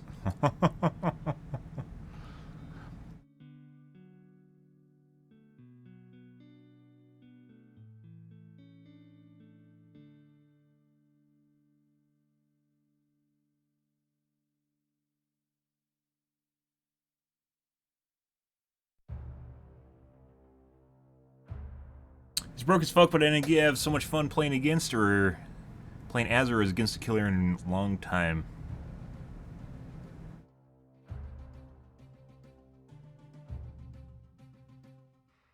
Why not enable God mode? People don't really realize that Nurse exists in the game and Blight with Blight Tech exists in the game when they make comparisons.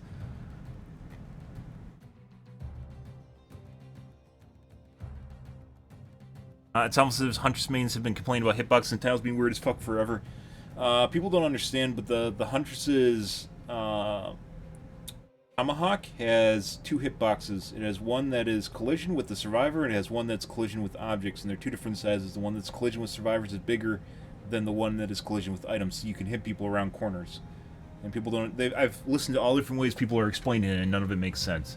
It's literally two different size hitboxes, so it can deal with lag compensation. The hatchet is bigger than it looks. When it comes to hitting survivors and when it comes to hitting terrain, it's almost exactly the same size. Of course, some items in the game actually have weird hitboxes that aren't the same as their item is. but the hatchet is different than the actual hitbox, depending on whether you're hitting a survivor or you're hitting terrain. Okay, let's play some dibs, guys. Let's play the dibs.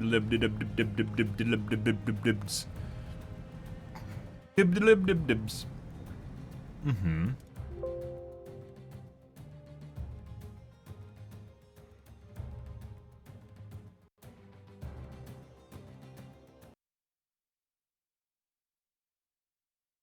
Alrighty.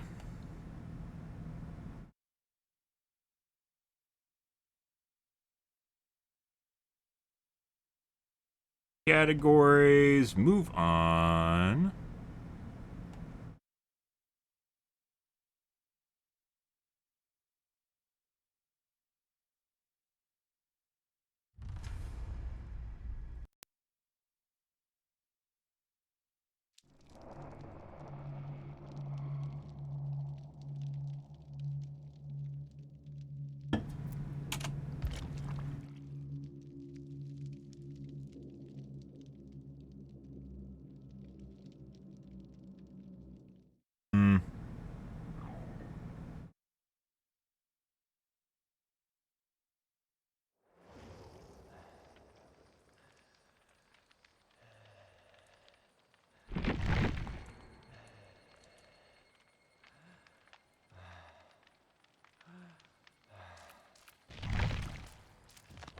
Alright, as mentioned, I don't think we're even going to play Nemesis tonight, guys. We're just going to play Legion all night and do horrible. Absolutely fucking horrible.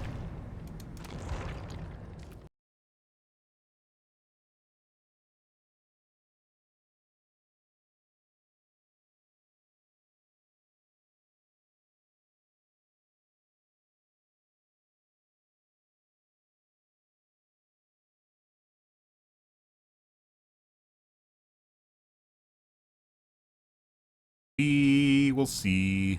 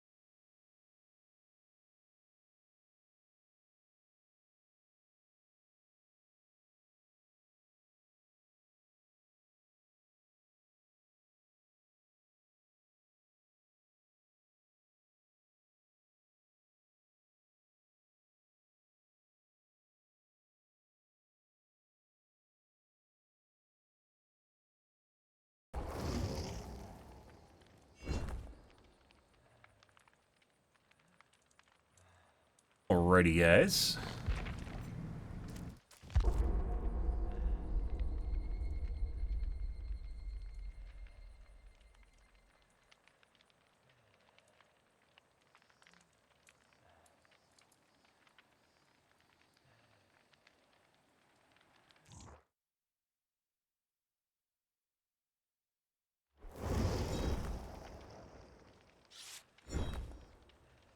Instant queue.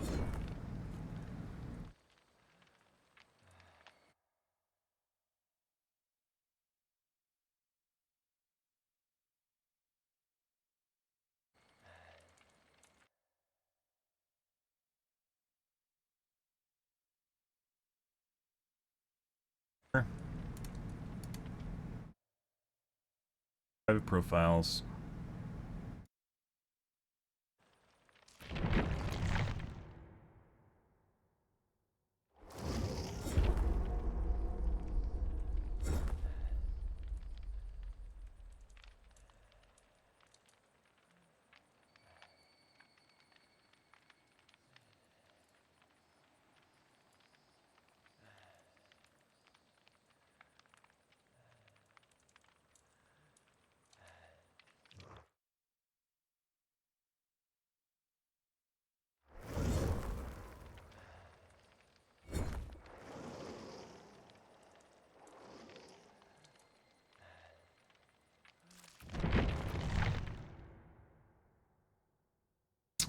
Nope.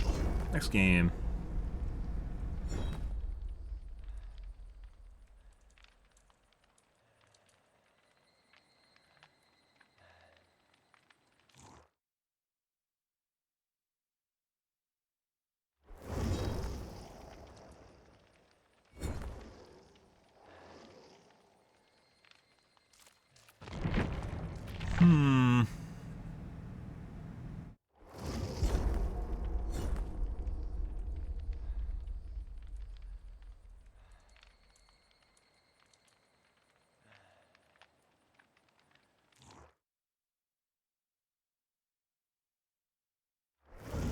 Absolutely instant queues.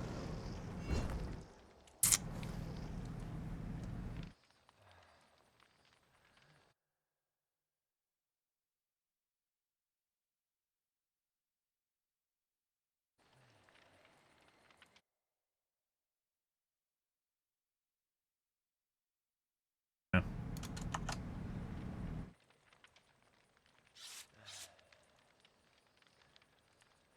See how this goes, guys.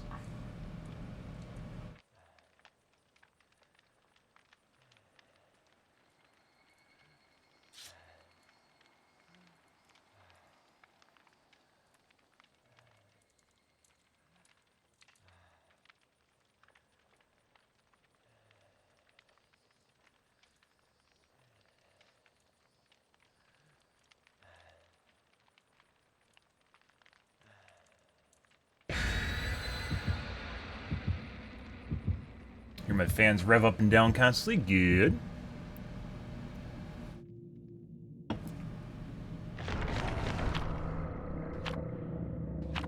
Ready.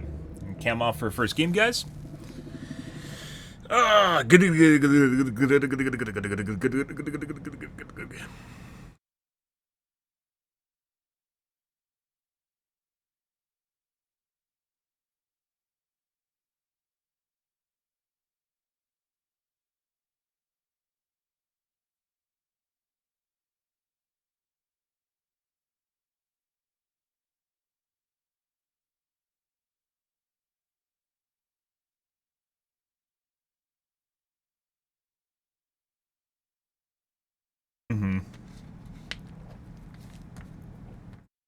Right. See how our first game goes, guys. As Legion. Oh. Yeah, we're playing Legion.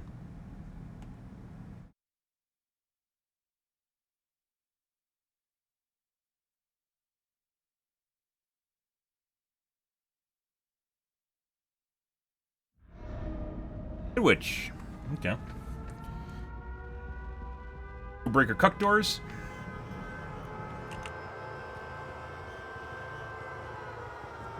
There's Mega Cuck.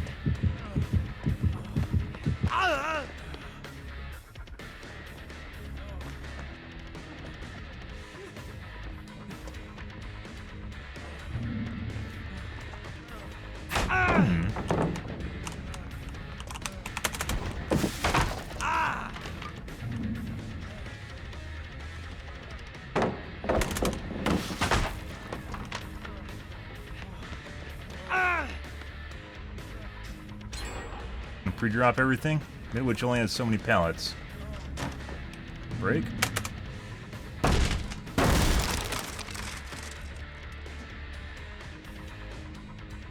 He's double backed.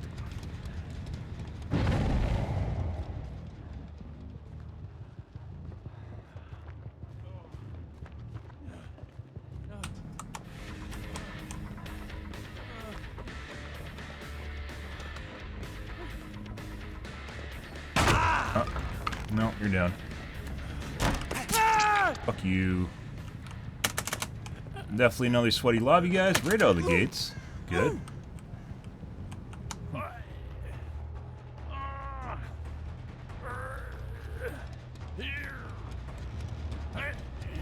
Yeah. That took too long.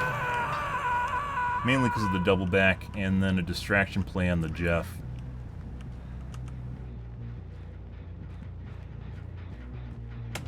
This is probably a mistake.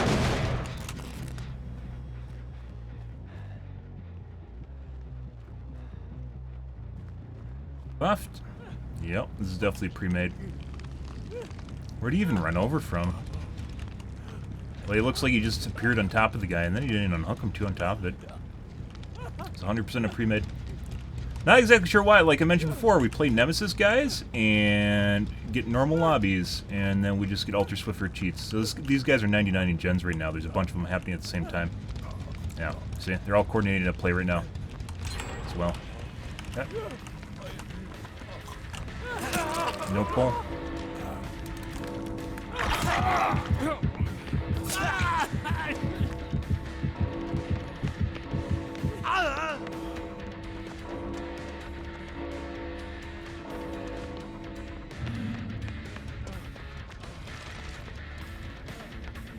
Fast too.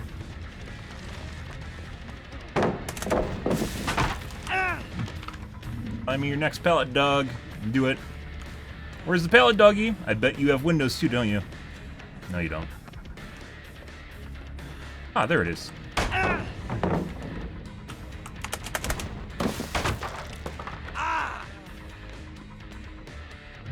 Yep, every fucking pallet.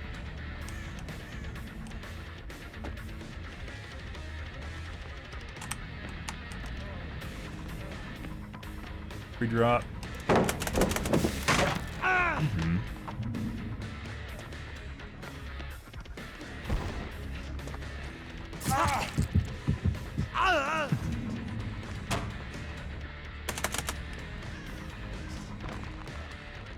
He's very fast. He's like 106, I would say.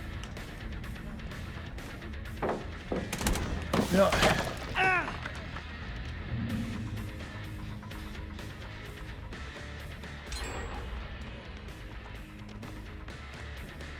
Window vault here. Yep, so we have to break this. It's the same way every single fucking time, guys.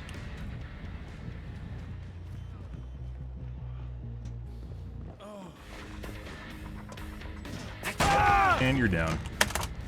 Nice desync, bud. We have KD, we do not.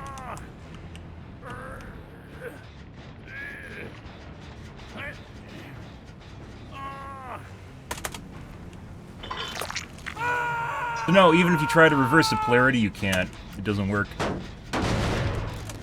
Because they can get in position in time, they can spin you around. Especially when people are cheating, so. There's a no pull upstairs on the Jeff, I believe it was. No, it was the Leon. Oh, wait. Mm-hmm. Bye.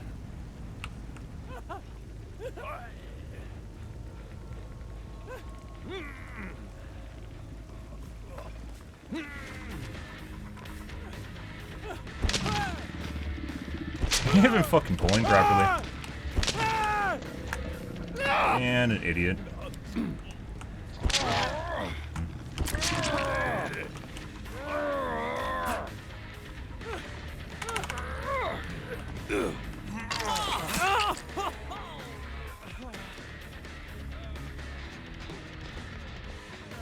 Somehow he got healed off hook. Actually, he still has, yeah.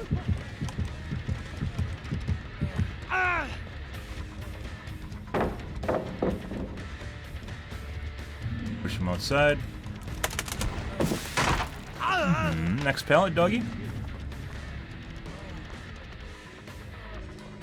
Oh, you're out of pallets. Weird. But still takes forever to catch up. There's one downstairs here. Uh-huh.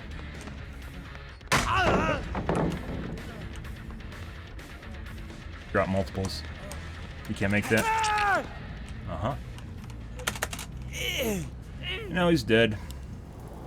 Oh, yeah? Wow, it's weird how they all just show up at exactly the same moment. Nope. Keep going. Nope. And he's dead. Surprise! They're exactly here at exactly the same moment. This is 100% a cheat lobby, guys, just like last night. It's the same shit.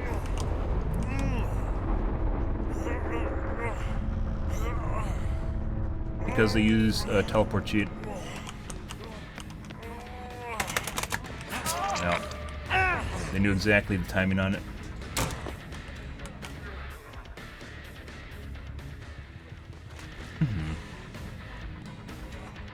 Teleport cheats are great. Ah! He's slower than the other guy, by the way. Notice how fast we cut up to him? This guy's not running as fast of a speed hack as the other guy was. Play the pallet. This is W keyed.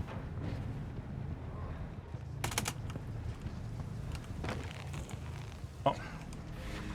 Just W keying as long as he can, guys. He's faster now.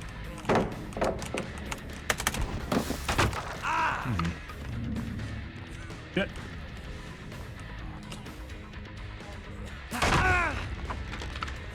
Just went through my model. Okay, let's try it again.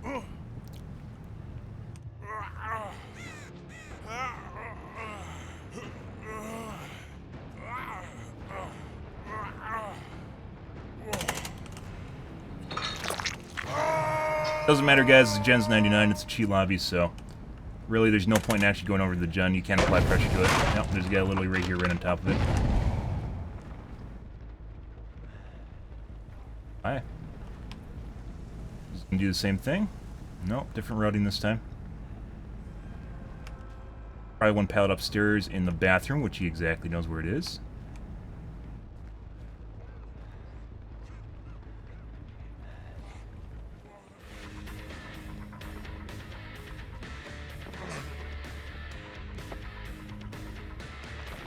They're just fucking around at this point. The gen's 99, so there's no point in actually doing anything.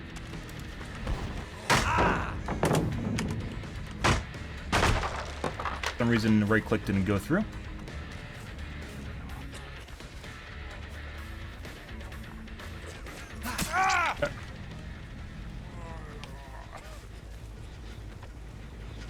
Buddy. Oh, hey, look, you know where one. No, this is gone already.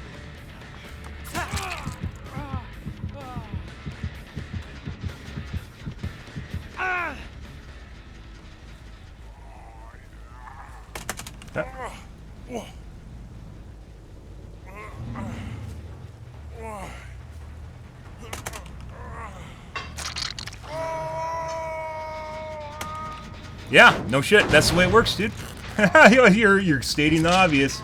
Like I said, he's not going to have windows either. But it's exactly the same. It's exactly the same methodology. So if I actually went off to the side, it wouldn't have changed anything. Like if I went after someone else, basically we would have been down to hell state.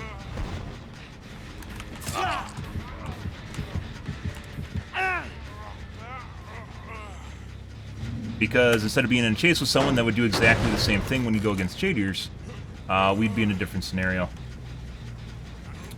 Because we'd be missing a hell state. And then we'd just end up chasing someone and doing exactly the same thing, only we'd be down the time. And he unhooked right in front of me. Get out of here. Dumb shit. Huh, isn't that fucking weird? It doesn't matter, we aren't gonna chase Bill. We're just gonna sit here and do the same thing all over again. Like I said, these guys are fucking around.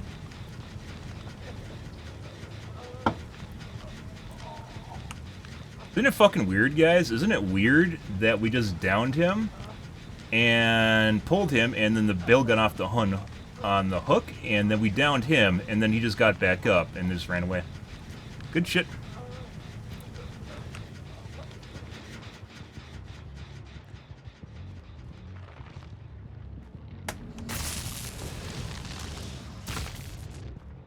This is a Bill, I think, and who was teleporting earlier? Jeff.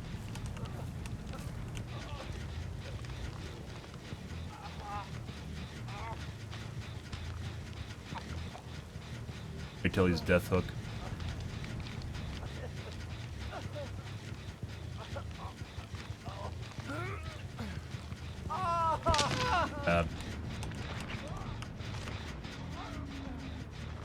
Still over there. Guy above me right now.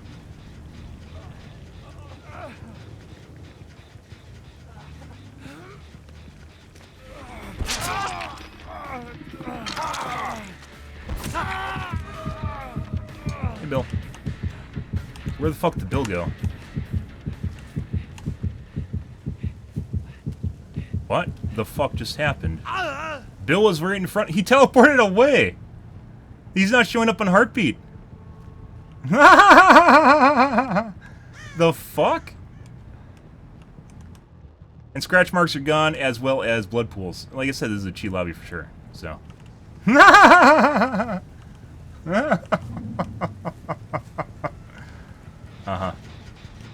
Oh, look, there's Bill. Oh, I see. Bill's faster now.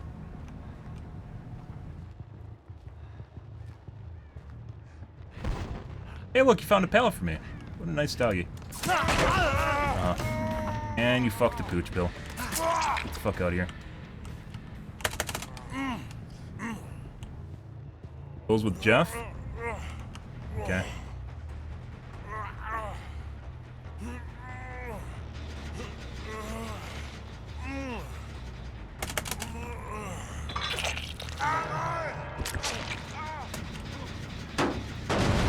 Down under the stairs also has a lot of progress on it.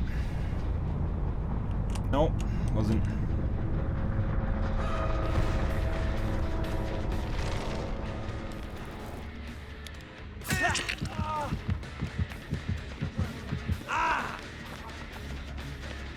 Gone. Everything's gone. Find one of the last pallets for me. Bedard.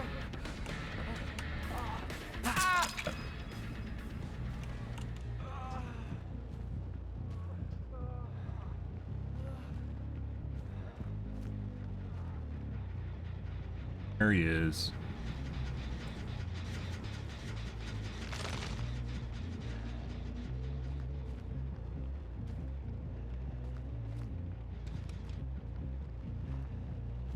Very fast for walking.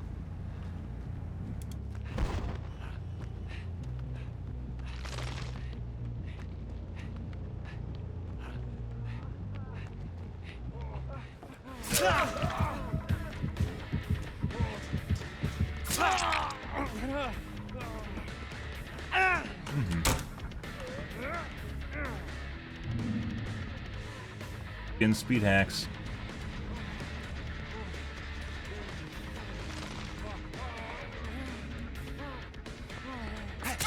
Hey look, they found one of the last pallets on the map. Good for him. I guess he has windows, that's how he knew. Or they have really good voice comms, they're just communicating on voice comms where the pallets are. Other guy is just going to W key across the map. Once again, we have to W key after them, because if we don't, they know. They're just nowhere for some reason, so.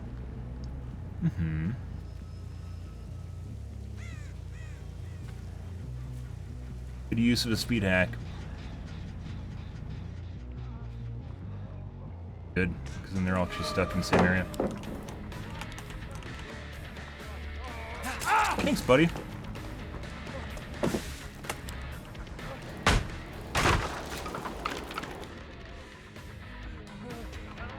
Now you're dead. He tried to get in a locker with the dumb shit. Nope. Are they in a dead area too? We used up literally every single fucking pallet on the map. I think there's one left. Maybe.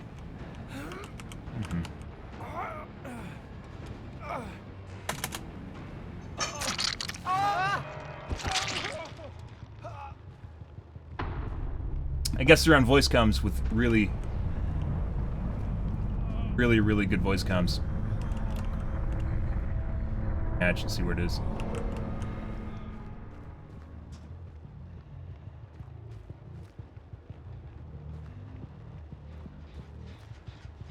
Pick it up to check upstairs hooks. These guys are dumb shits too.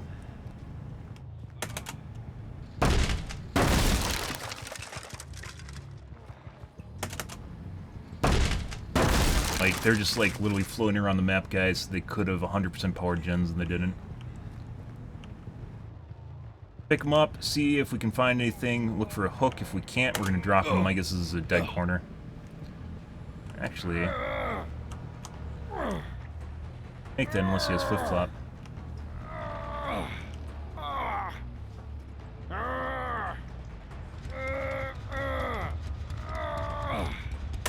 Very close.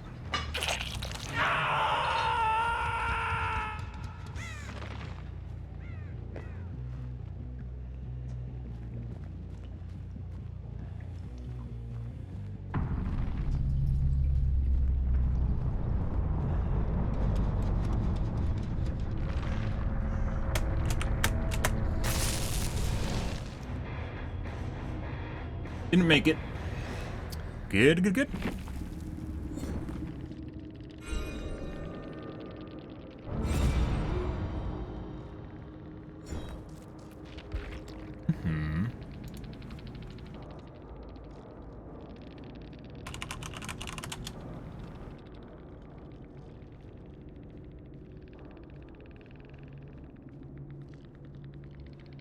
Not a single person in here has windows, guys. Alright. Hey, look, 15,000 points in our tunnel. I see.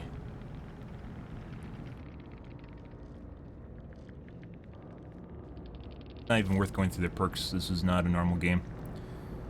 Ah, Hope. That's why he was so fast. Build also did not show up on... This is intentional. They literally stopped playing the game at 1 gen. They stopped doing gens at 1 gen to fuck around. Because they didn't need to try anymore. That was a pity. That was a pity win, guys. Arguably, they were really stupid, too. Build also did not show up on... This is intentional. They literally stopped playing the game at 1 gen. They stopped doing gens. Right, now time for reports. Very fast for walking. Play the pallet.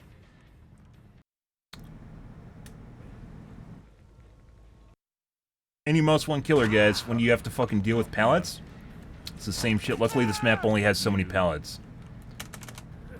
Jeff. Wait.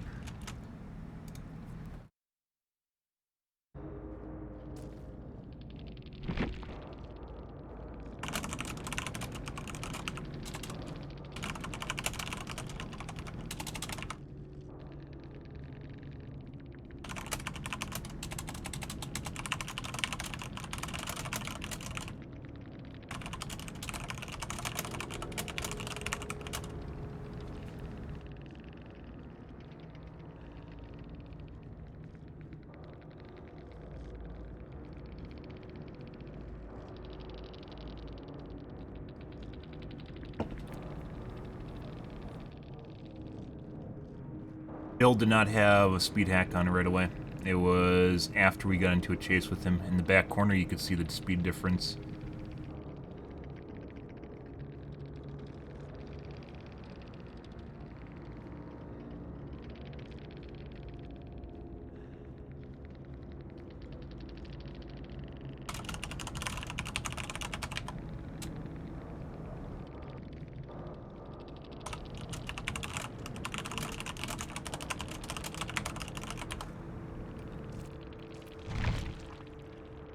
Okay, and then Bill.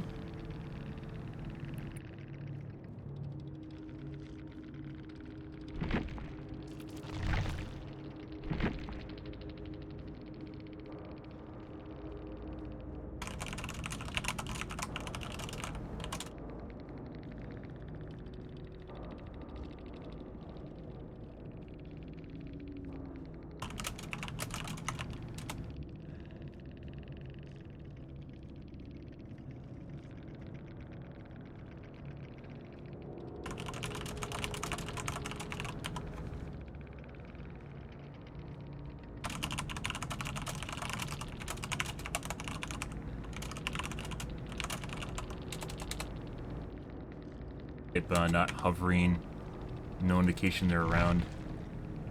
was Bill, and I think it was the Felix or Jeff that also was with him for the hook rescues continuously. Take a look at the one where the Bill. So the big thing with the Bill was,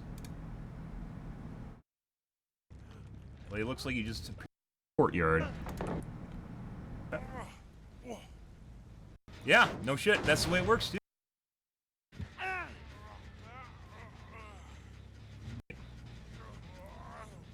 In front of me. Get out of here. End up chasing someone and doing exactly the same thing. Huh, isn't that? And he unhooked right in front of me. Get out of here. Dumb shit. What the fuck was that? So he just went down. He just went down with a protection effect. And he unhooked right in front of me. Get out of here. There? Dumb shit. Now he's up. Huh, isn't that fucking weird? It doesn't matter, we aren't gonna chase Bill. We're just gonna sit here. You guys, isn't it? Ran away.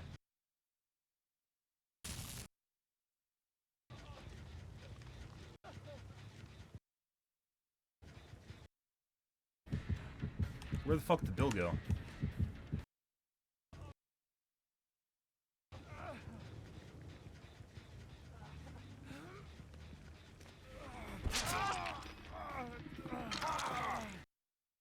Bill's not hit.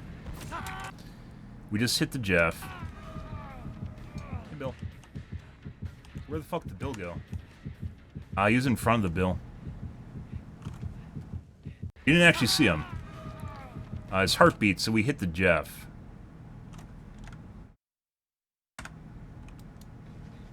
it was looking like the indicator was coming from Jeff, not Bill.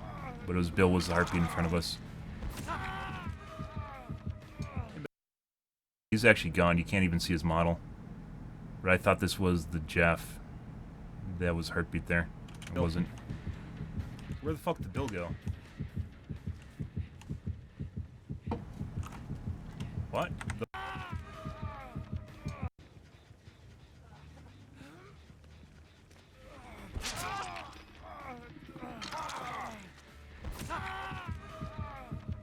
Hey, Bill. Where the fuck did Bill go? What the fuck just happened? Bill was right in front. He teleported away. As well as blood showing up on heartbeat. The fuck? And scratch marks are gone as well as... He's not showing up on heartbeat. The fuck? And scratch marks are gone as well as... Oh, look, there's Bill. Oh, I see. Hey, look, you found a pallet for me. What a nice doggy. And you fucked the pooch. Always accusing? So, when there's multiple shit going on in the match, it's not always 100%, dude. So when there's multiple things going on in the match, just because you think one thing happens and then it doesn't happen does not mean that the other things don't happen in the match. That's very fallacious logic when you assume that only one event happens in the entirety of the match. Imagine if a court case was made up of only one issue. Like, it's only made up of one argument, and the moment you disprove an argument, then the entire court case is open. It's over. It's just done. Court case is made up of multiple things and multiple counts that you are make up a court case. There isn't just one thing that went into me reporting people in this match. Get the fuck out of here. It's very fallacious and simplistic logic. But yes, no, the Bill was in front of the Jeff. Yes, you are correct. Yeah. But you never actually saw him, so you're incorrect. If you want to do that, yeah.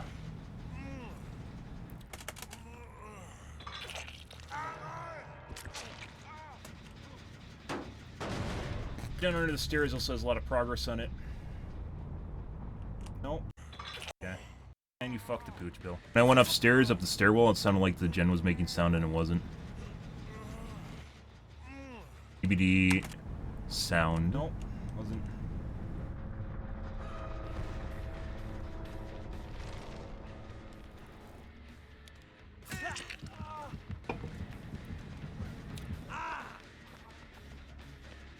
Gone. Everything's gone. Find one of the last pallets for me. Bedard.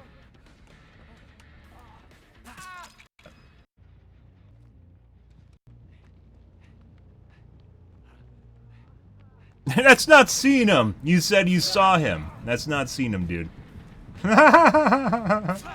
Please.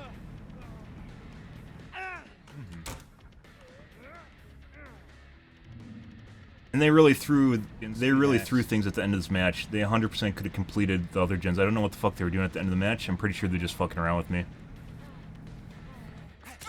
Hey look, they found one of the last pallets on the map. Good for him. And then we're able to close it because they're fucking around. Other guy is just gonna W key across the map. Once again, we have to W. Felix, who was rescuing people at the beginning of the match? This guy's not.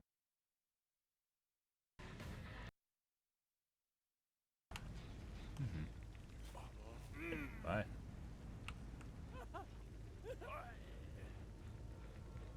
That's not seeing him. You said if you saw a heartbeat, that's a little bit different. You were just as confused as I was while that was happening, and no, you didn't see him. Because you didn't say heartbeat, dude. You haven't fucking pulling properly.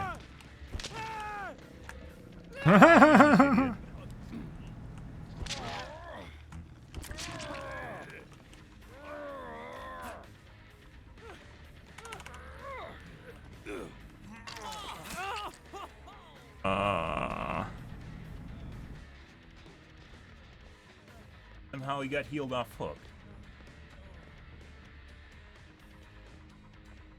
Actually, he still is. Yeah.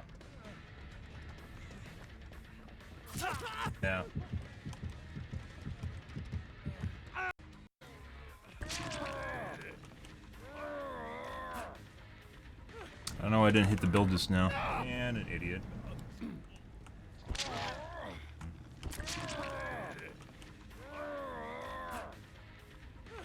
Makes sense.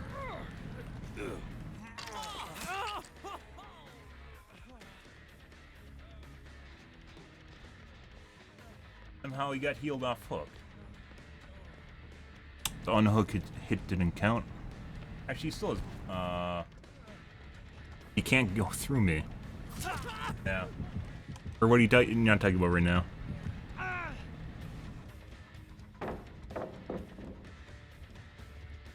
Push him outside. Players can't go through your model unless you hit them. We never hit Bill. Oh, you're out of pallets. That's what you're talking about still. Still takes forever to catch up between downstairs here.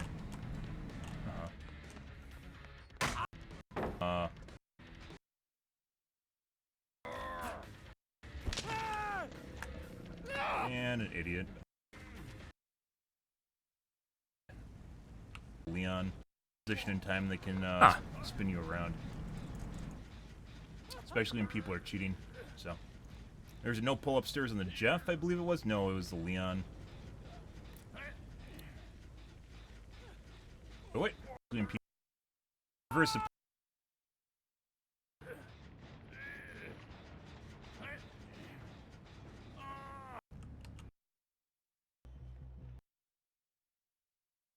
Yep.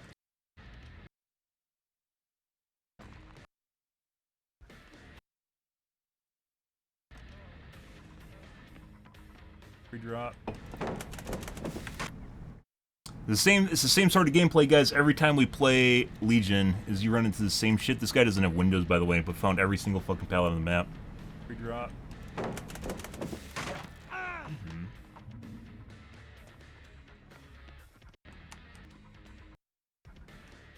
And they use something like a time to just in time to loop or something like that. Is very specifically timed to the point I don't think this is even a person. Like, this isn't something a person's doing. It feels like that there's like a routing system that'll actually route them to the nearest pallet that gets them there just in time. And getting appeared on top of these. Ass too.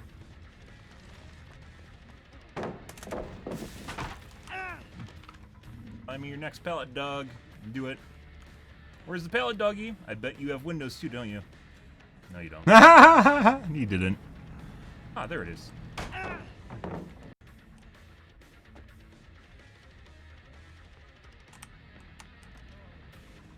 This is like right when he was about to go down, like all the other guys just showed up to take protection hits for him. Like they knew, and then just show up out of nowhere.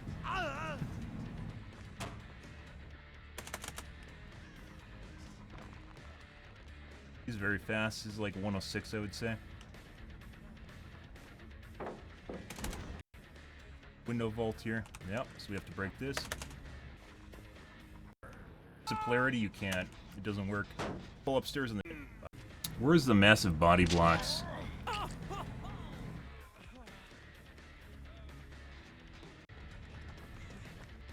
Pallet's weird. Oh, it's weird how they all just... And he's dead. Surprise! They're exactly here at exactly the same moment. They did. 100% of cheat lobby, guys, just like last night. It's the same shit. It's literally the same shit whenever we play. Right now is when they show up. We ran into them healing. Because they use a teleport cheat. Yeah. Might have been able to make that if I just hit the guy right away. Yeah, by the way, notice how fast we caught up to him? This guy... He wasn't cheating. Look how fast we caught it. So, like, well, I've talked about this before, guys. When you're looking at people at the, like, someone's using a speed hack, it's the distance at which you catch up to them. Because I'm always moving at 115, assuming I'm not doing really stupid shit. They're always moving at, like, 115, so the distance at which you close the gap, and you can see the distance at which we close the gap to the bill here. Timing on it. And then later on, that gets much further. It's like cars passing on the highway if you have cruise control on and the amount of time it takes to pass someone else in front of you. He's slower than the other guy, by the way. Notice how fast we caught up to him? This guy's not running as fast of a speed hack as... And then he got faster after he lost his dead hard there.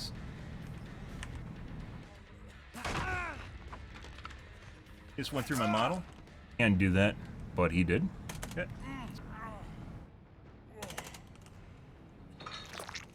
It's not about every single pallet like every single room having a pallet, dude. It's literally about finding every single fucking pallet and routing to them exactly just in time to reach the pallet before I can catch up to him and hit him with a mouse one, dude.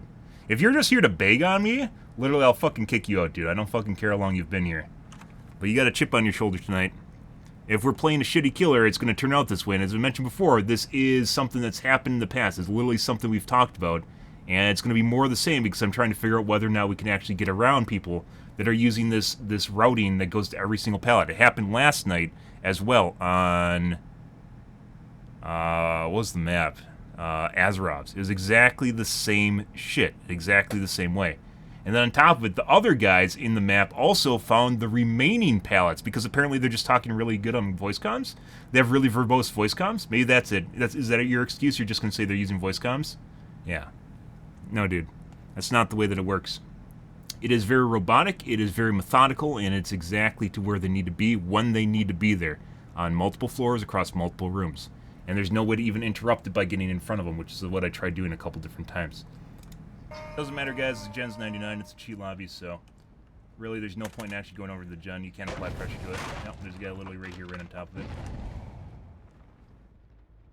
Like, just because I don't see someone get off a hook because they walk through a model does not necessarily mean, like, everything I'm talking about with cheating is wrong. The reason we're covering it right now is because I'm going back through. When I go into a cheat lobby, guys, there's a lot of shit that happens in it, and I'm going through it right now to see what other stuff I didn't miss or what I didn't catch or what happened and didn't happen that I actually thought happened in the map. Because it's very difficult to keep track of this shit when there's so much stuff going on around you. Bathroom, which he exactly knows where it is. Like, we aren't going back through this so you can beg on me. That's not the reason for doing this. I lost. Yeah, this is basically a loss, by the way. I have no fucking idea what they did at the end of the map. But like I said, I'm pretty sure they're just fucking with me is what happened. They're just fucking around at this point. The Gen's 99, so there's no point in actually doing anything.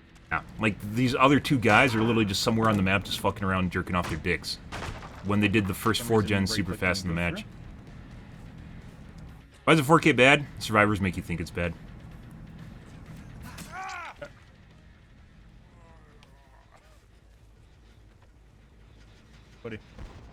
Not specifically, like I said, it's not finding, there's some pallets that are just always there.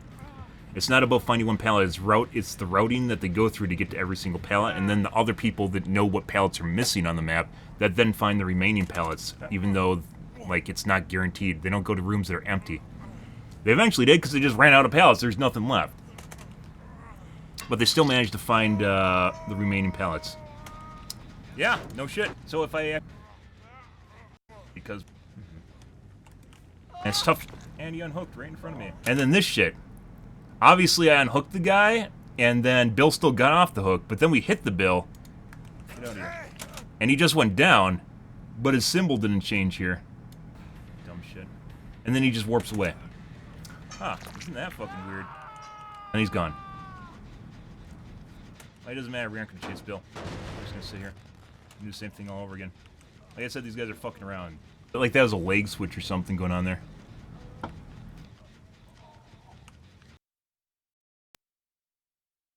But yeah, normally streamers, like, if I want to put this match behind me, it's not about looking at the match and going, oh, I lost. It's literally about looking at the match and seeing what other shit was going on that I missed, and then seeing if maybe there's something I could have done to change that would have made things, like, it would have happened differently. Obviously, look at the guy in front of you! Oh! Yeah, no shit, dude. Like, no fucking shit.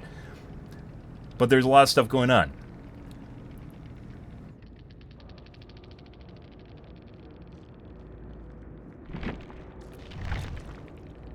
Felix, the Jeff. It's mainly the Bill and the Dwight. All of our games are going to be like this. Like I said, it seems like cheaters can queue into very specific killers. So, like I said, it's going to be a night of failures. That's just the way that it works, because it's going to be the same shit. If we're getting into cheater lobbies, it's going to be the same shit over and over and over again. Because they operate, as you're going to see, they operate in an identical manner. Out of... I think we're actually out of... Oh, wait. No, chapter 11.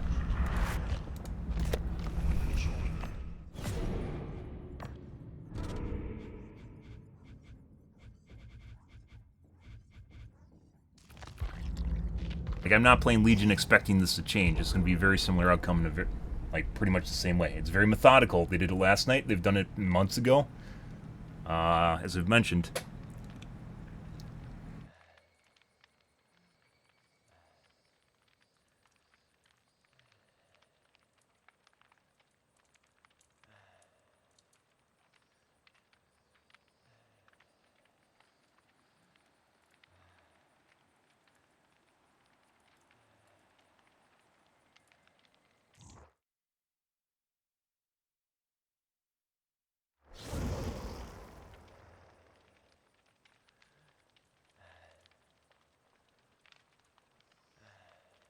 And definitely a pre-made.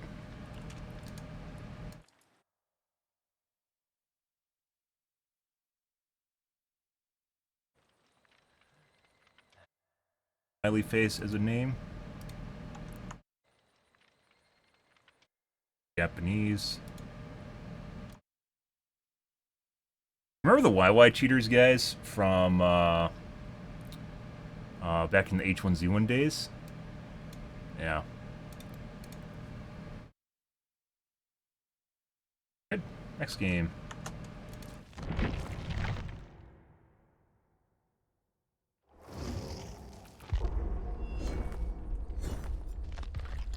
Like, I report people, if it's not blatantly obvious, I report people even when we win. It doesn't matter if we win or lose, it's the same thing.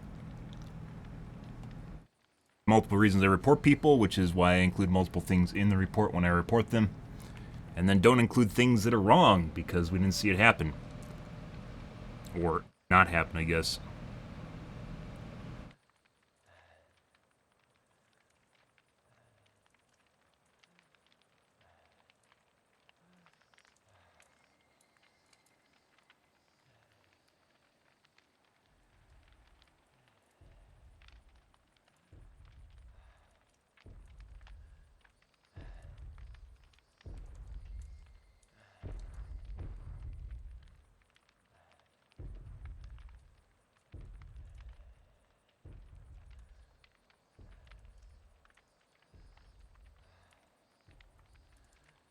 I don't know. There's people that'll say it just goes in the trash if they're a remotely competent company.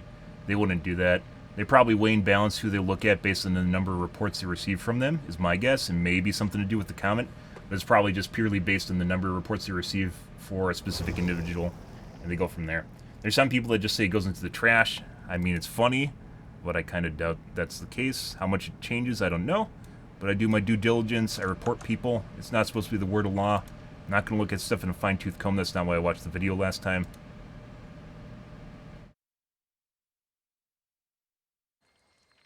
Watched the video just a little bit ago.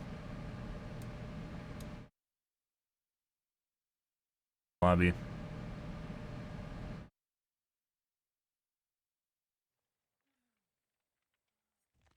Barely stream.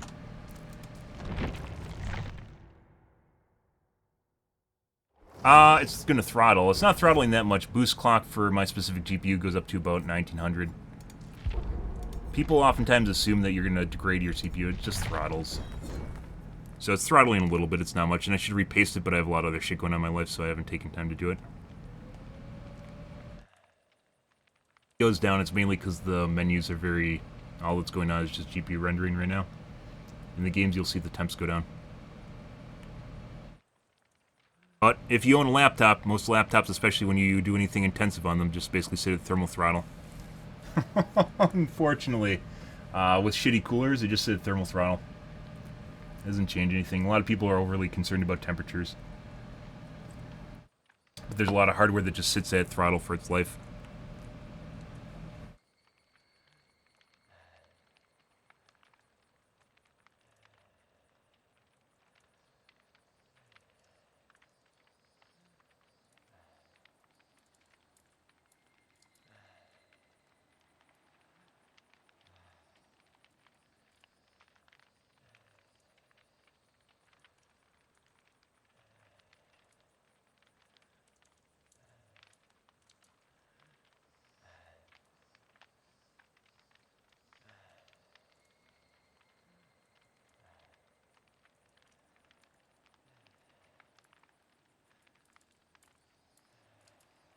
But yeah, I mean, that's always the go-to is, does reporting even do anything? I don't know. As I mentioned, it's going to be the shit all night.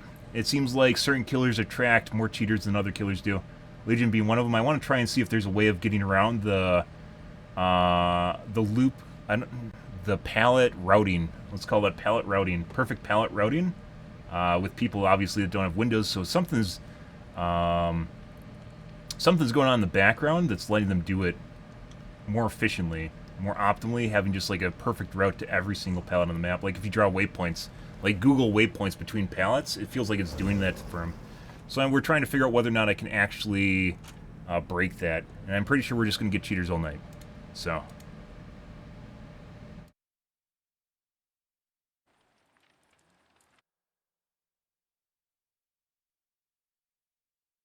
This guy,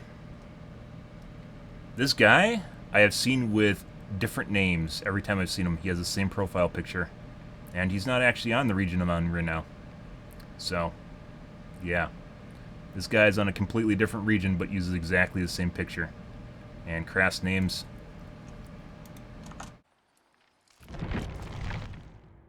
Like I said, we're just going to keep running into cheaters, guys.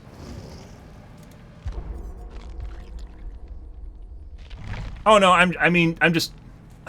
There's only so much that goes through my chat, so I spend more time talking about something. I wasn't implying that you were saying that.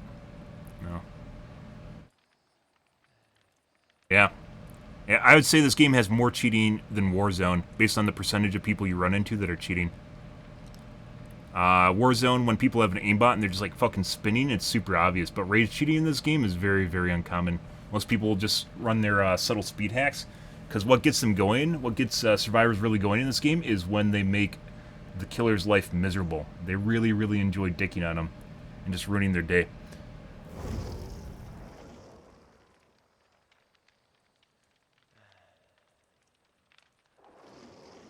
And if you're just flying around, it doesn't mean anything. If you're holding the game hostage, this guy I've also met on a different region. Right there. Yesterday. Oh my god.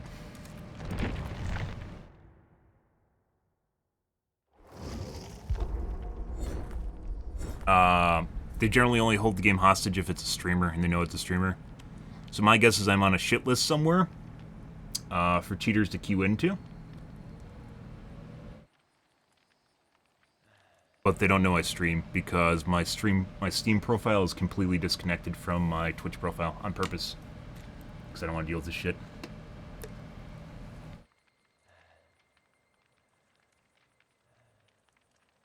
But yeah, I think this game has worse anti-cheat than Warzone does. You can do all sorts of fucking weird shit that you should not be able to do, as can be witnessed by when we pulled the Dwight last game and the Bill still got off hooked. Putting aside, like, that could be easily fixed with some validation. And we got a crass name immediately. Could easily be fixed with some validation. There's no way that someone should get off hooked. And the crass namer is also someone that has CSGO skin selling in their name. Yep.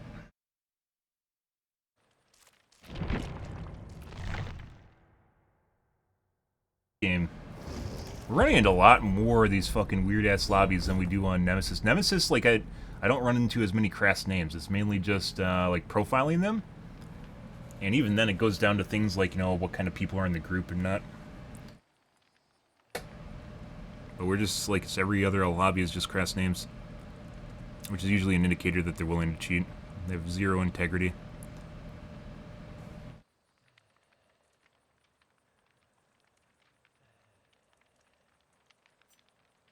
Yeah, this game has worse anti-cheat than even Warzone.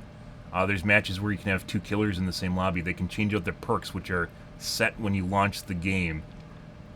They're set. The server can see that they're set when you launch the game. And they can start a game with multiple perks. I think we might just take a game and we're going to fail miserably. Beamer.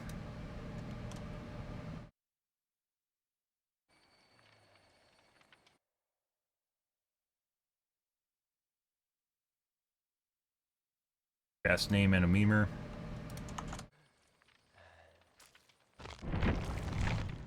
And our Legion MMR should definitely be lower than our Nemesis MMR. Reason we're running into these ultra swift lobbies, right?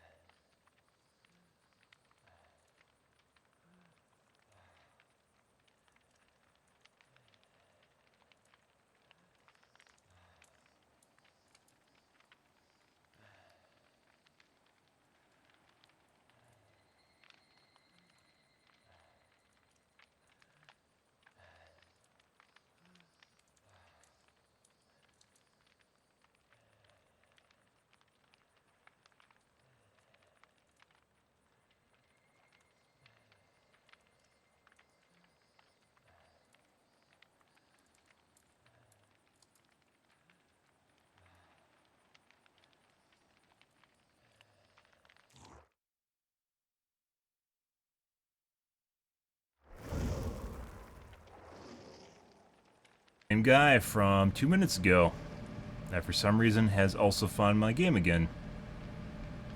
I see. Makes perfect sense. I guess he had a 2-minute game.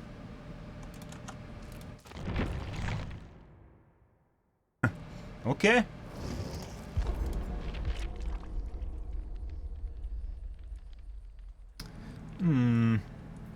There's like almost nothing, like in terms of perks, there's like nothing we can actually do to deal with the pallet routing. Like the only way of dealing with the pallet routing is basically what we have. We have pallet pre-drops, which is this, and then we have pallet challenge, which is this. Strength maybe? Fire up? But that just breaks the pallets after they're down. This already deals with pre-drops.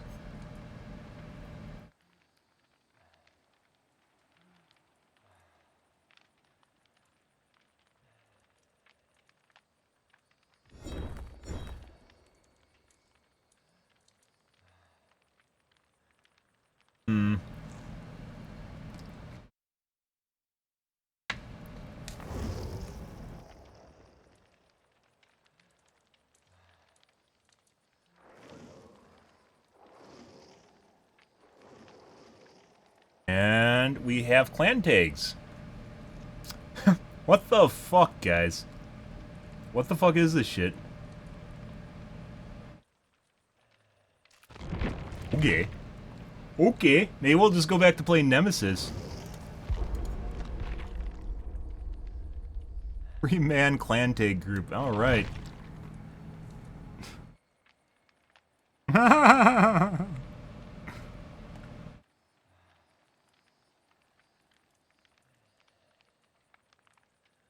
Like, does Legion just have higher MMR than Nemesis? What the fuck?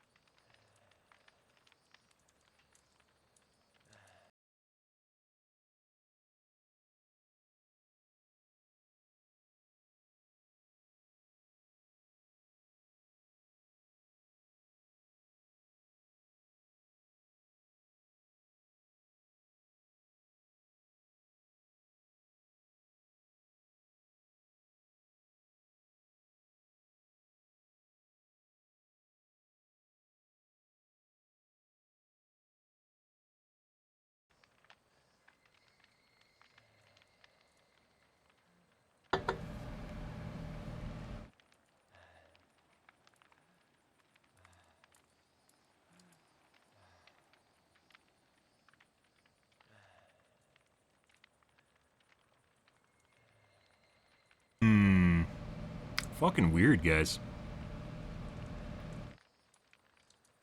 It really does make me wonder if you can select which killer you go against when you pay for cheats. I haven't seen that yet. Probably should look for that.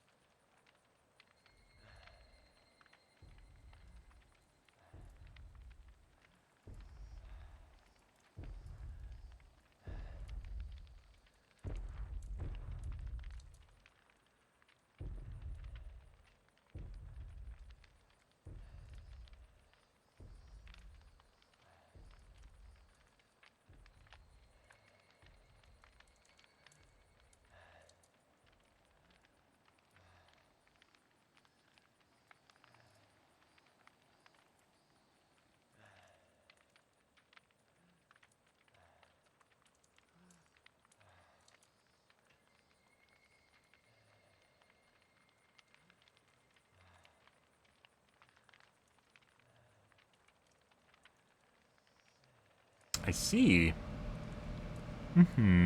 I see. I see. Ah. Ah.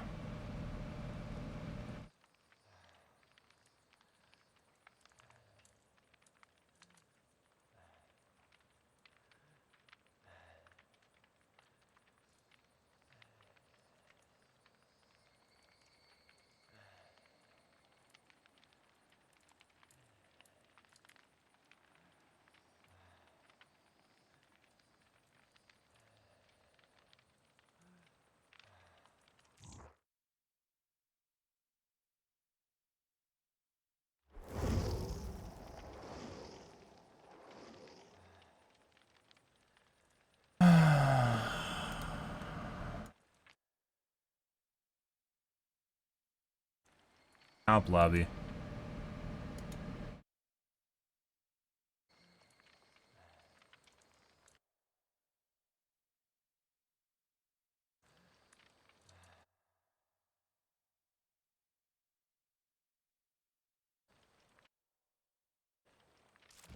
That didn't work.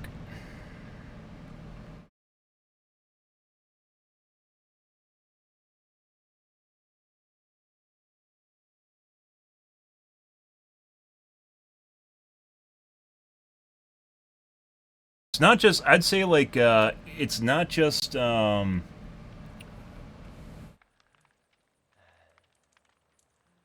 just, like, subtle speed hacks, and maybe, like, it's not just subtle speed hacks and, like, action speed hacks that ruin this game, it's when people can queue into your lobbies. That shouldn't even be a fucking thing, but it is. I was actually thinking, so there's ways of hiding your identity when you cheat. I'm actually thinking maybe I should get a cheat and use it just to randomize my Steam ID. Just to avoid, use a cheat to avoid people that are cheating. Oh god. Where have things gone?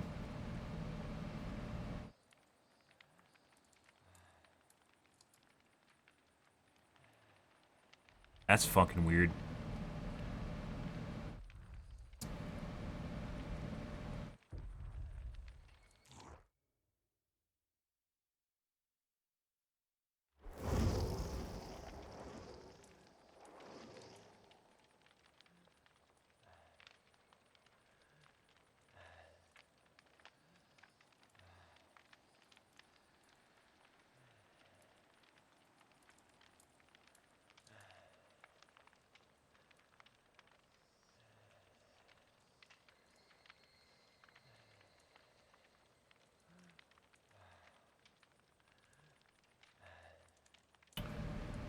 Oh, jeez. I didn't expect this to take this long. This is, like, I want to play Legion, but we're running into queues with just people that are obviously just sus as shit.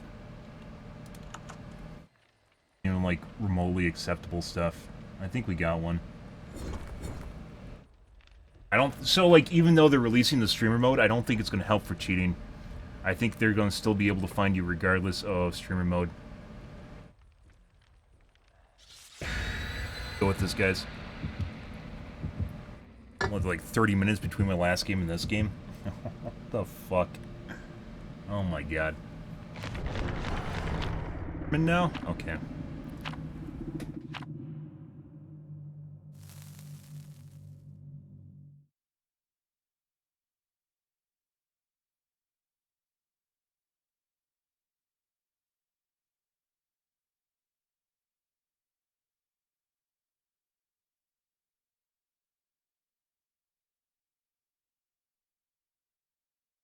Instant load.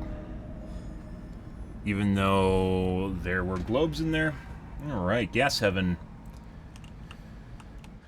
Alrighty, let's see how this goes. Maybe Legion's just too vulnerable to cheating, and we're gonna have to figure out a different killer and not even play him. Maybe go shape tonight.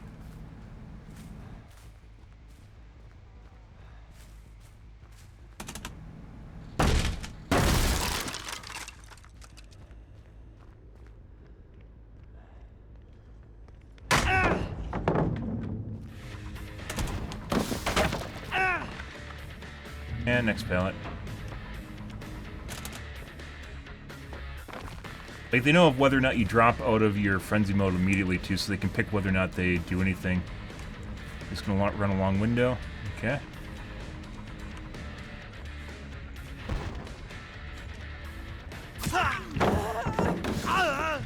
Yep.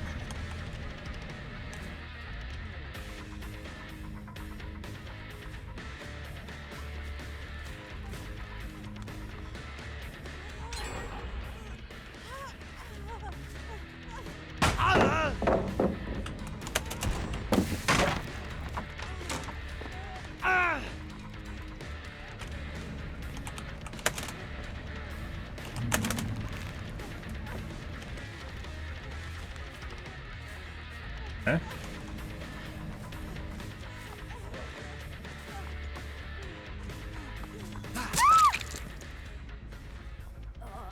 She didn't route specifically to every pallet. Good.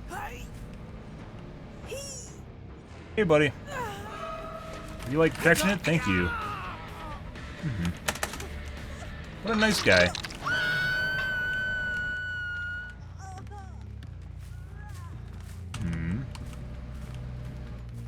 Debating on whether or not I should go break the pallet or not. You're on. Different guy. Okay. I mean.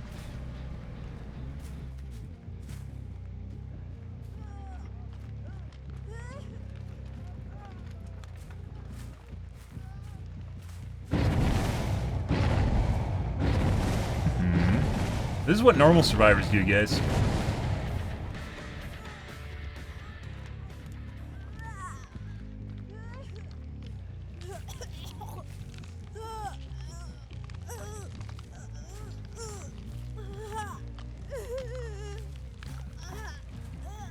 I might actually have to repaste my CPU.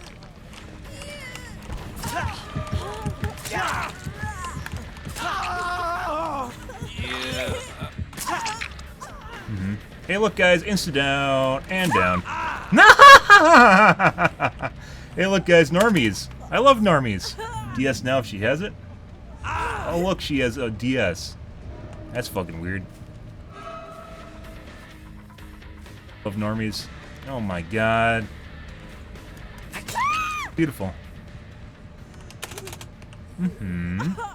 What gen do you think they're working on?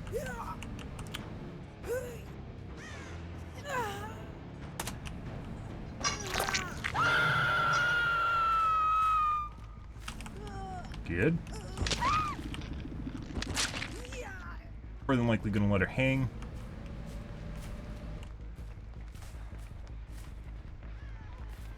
Guys.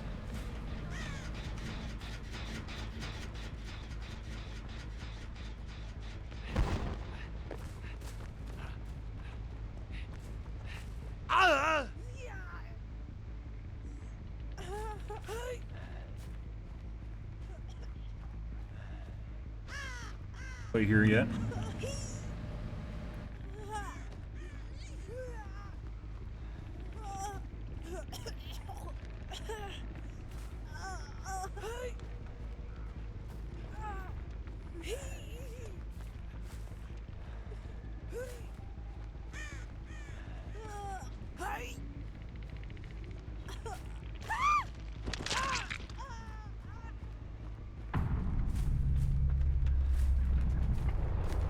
Normal squad, guys.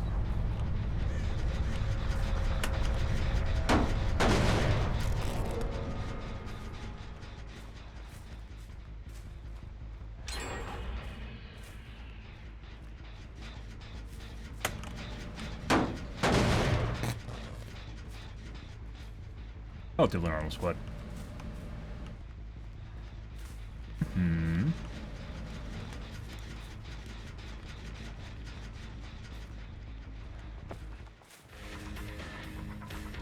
Okay.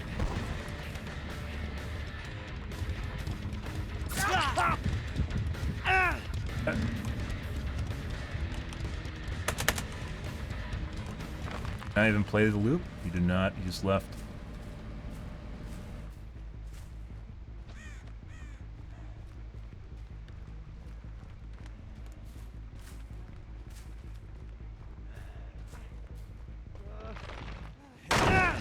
And he's down.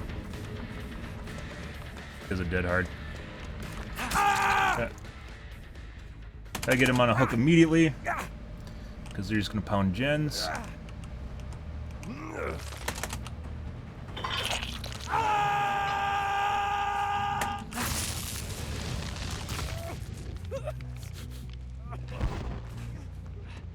Gens instead of coming over here.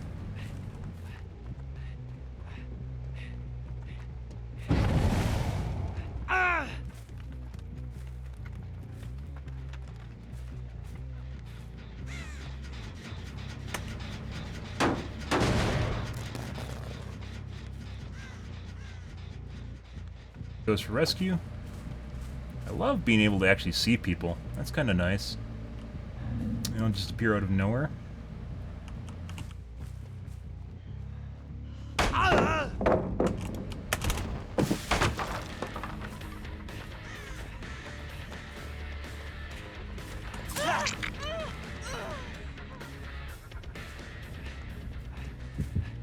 Yep. Surprise, guys. Thank you. Okay. Not sure what that is. He must have DS. That's my guess. You. No, flashlight save?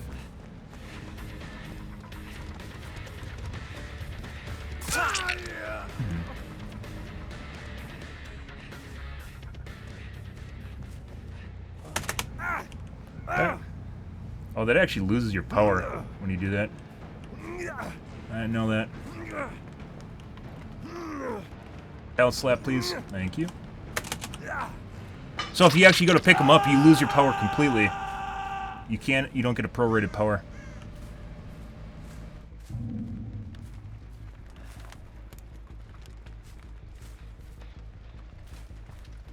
Progress on that. Oh, I guess they did the corner.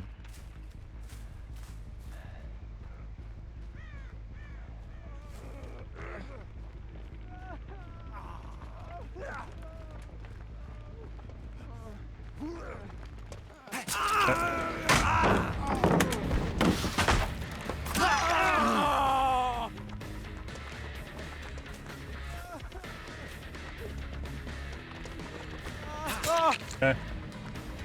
I don't actually care. That actually works out in my favor.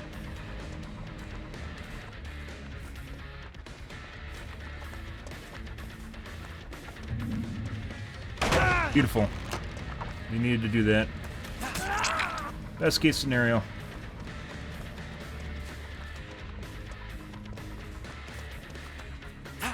Notice how much faster we catch up to this guy than we catch up to the other guys. Kind of ridiculous. I think the other guy's just doing a gen right now. Nope, pick up. So we have time to apply pressure to that.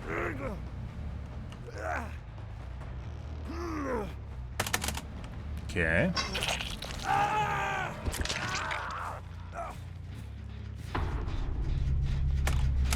Yeah, I saw the guy on the right.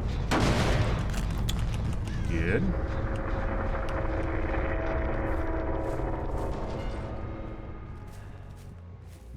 We wish I'd overcharge. We do not.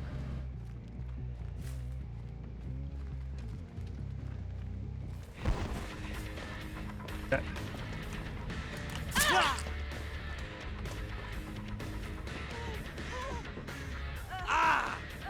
Stuck? You stuck. Nice. We jammed ourselves in there. Real toit. Ah, DC exploit for Hatch. This is normal shit I run into on Nemesis. Good. I have no idea. There he is. Where our exit gates are. Nice. Hey, look, guys, a normal game. Yay, normal games. Yay. I love normal games instead of cheat lobbies. That's so fun. Obviously a Swift, but at least they're running at normal speeds.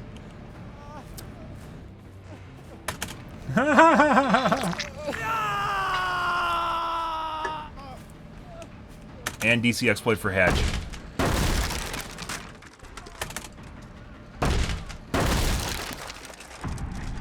I learned that kicking a gen means you're a try-hard lobby abuser. What the fuck?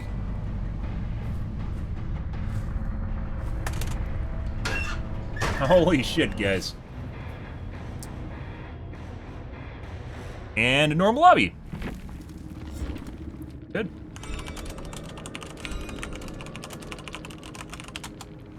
And this is our tunnel, which got 10,000 points. Styptic. Alright, perk-wise, guys. 3 OTRs. 4 OTRs, excuse me. Deliverance, prove thyself, never got to use Deliverance.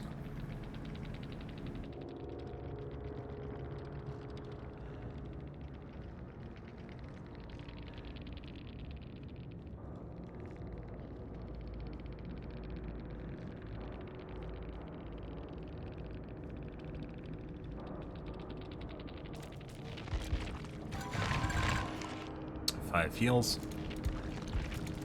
Okay, well, we got a normal game. That's lovely. I gotta take a piss, guys. I think we're just gonna keep cam off for our games tonight to lower stress levels. We're back.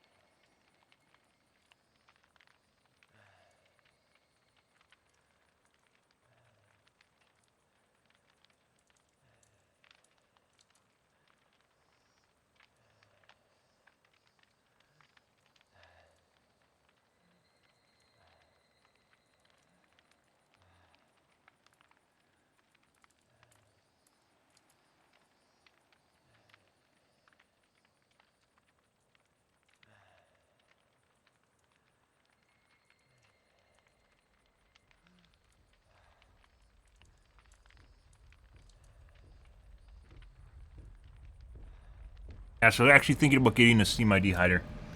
A randomizer.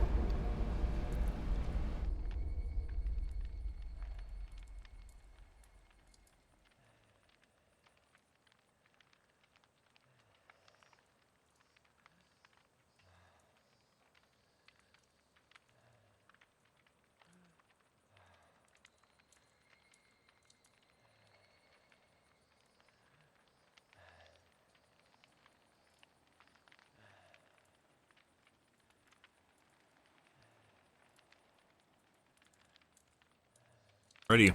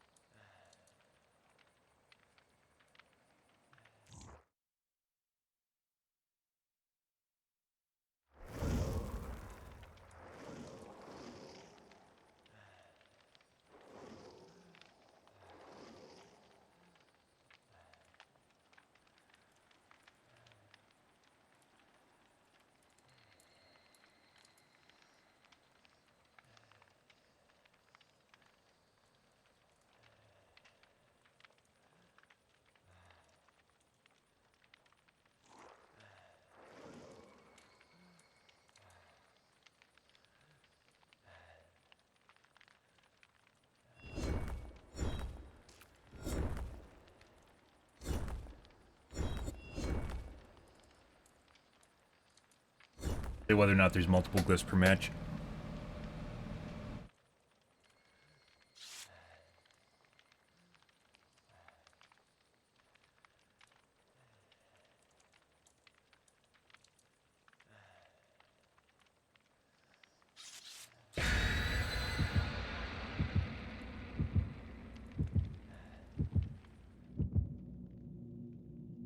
All right.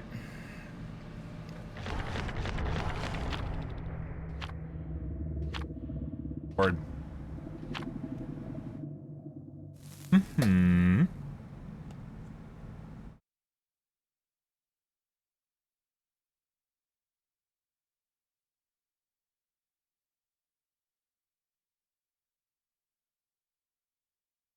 See how this turns out.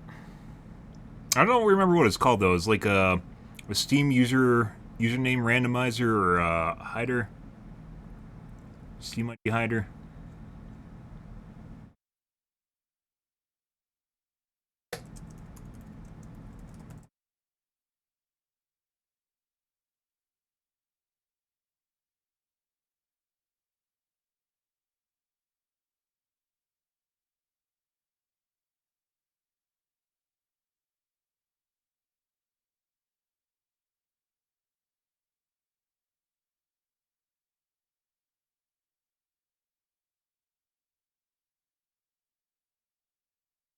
Hmm.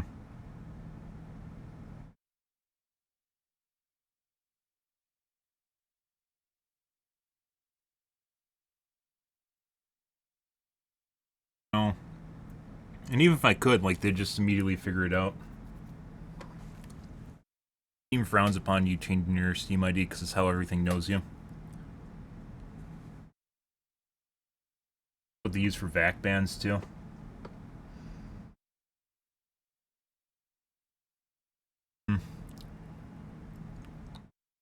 And then this game also has fucking cloud IDs. Ah, damn.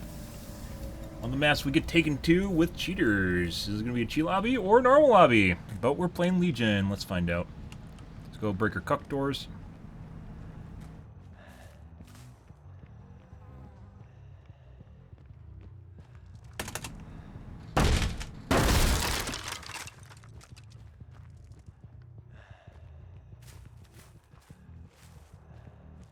Tough, Eddie.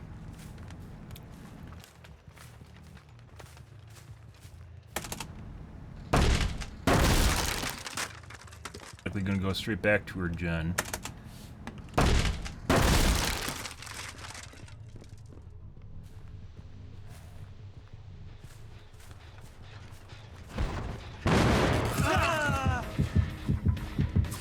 First. Make this. We'll try though.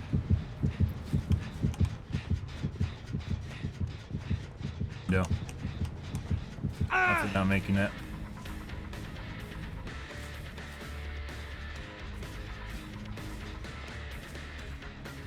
I think losing people has something to do with being close to the ground.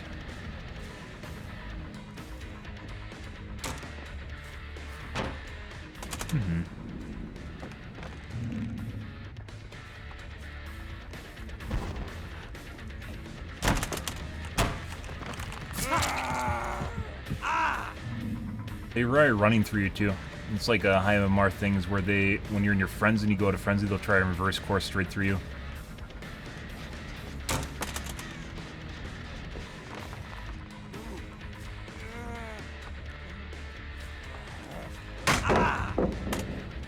No, can register fast enough. This should still be blocked. Apparently you can't see that.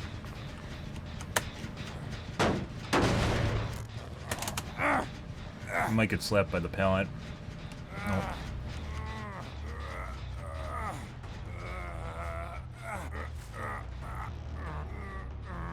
Go here. I think it has something to do with being short. Makes it more difficult to follow people.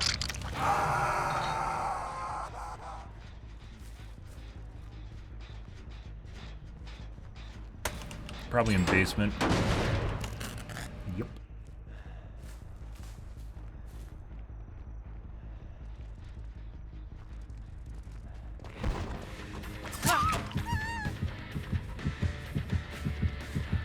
Buddy. Notice how when you come out of stealth, your scratch marks are here. So when we see people teleport, and I come out of my right click and the scratch marks are missing, that means they teleport away. Because you can see scratch marks after you come out of your frenzy, even though they're hidden. Buddy.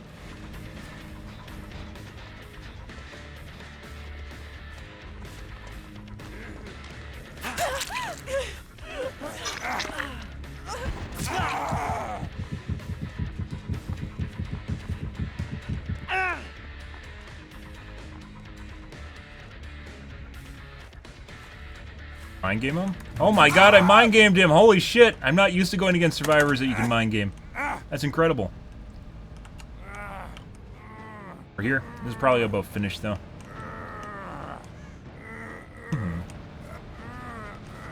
Actually, we'll be able to make this. Yep. Yep. Beautiful.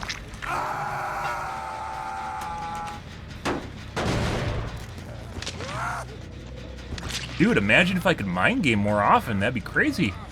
Dude, I love being able to mind game. Not just people always know exactly where you are.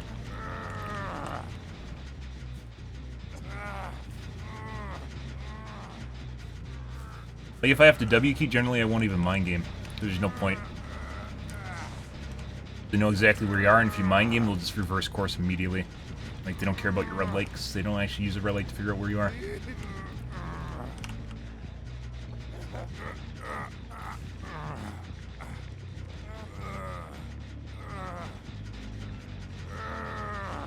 All three here, we're gonna wait for them all to group up.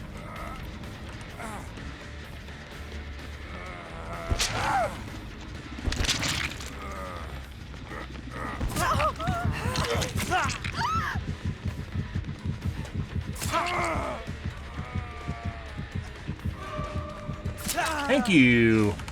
Fifth is a down. I appreciate that, dude.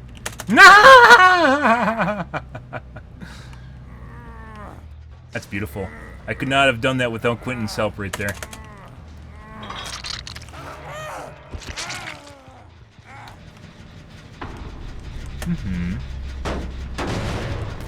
Quad got her bleed off. Potentially kiting me. I don't know where the other two are though.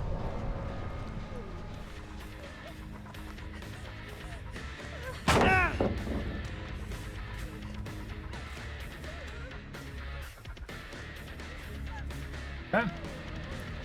She can't actually use this. I didn't break the other pallet. Hey, buddy.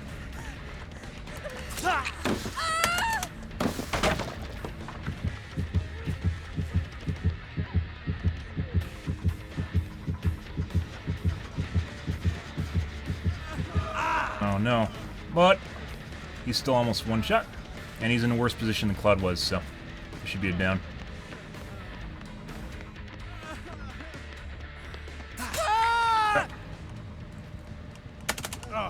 Let's go back to the gen. Can't body block. They could, but there's no point. Hey, buddy. Once again, I really wish I had overcharge. Deadlock is more important than overcharges, and we can't get rid of any of the other perks. So, we get rid of Spirit Fury. But Spirit Fury gives a lot of value when you need it.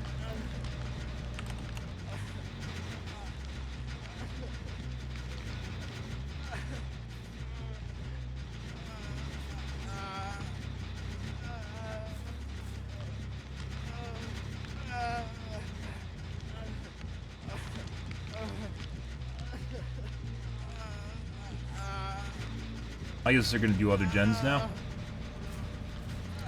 But, no, there's a heal. We'll see.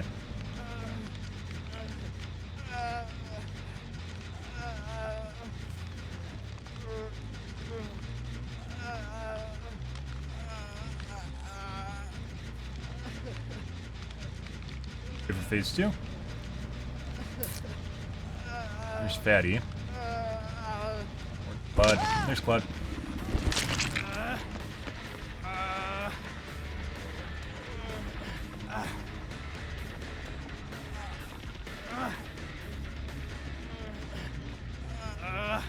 I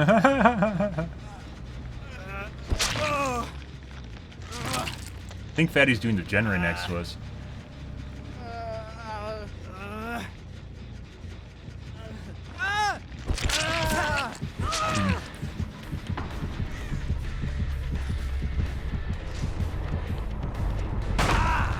And what a nice guy. How the fuck did Cloud get there? The fuck is that shit? He chasing me? She's like literally inside the pallet. Oh, that's weird.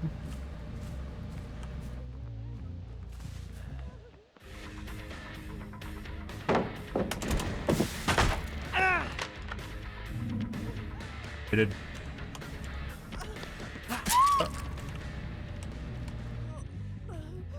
Hopefully a kitty here. We do have kitty here.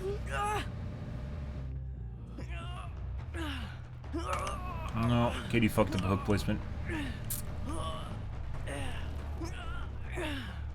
Quentin killed himself, by the way. That's why he died so fast. Huh. So, the second normal lobby in a row. Wait for 4% of deliverance.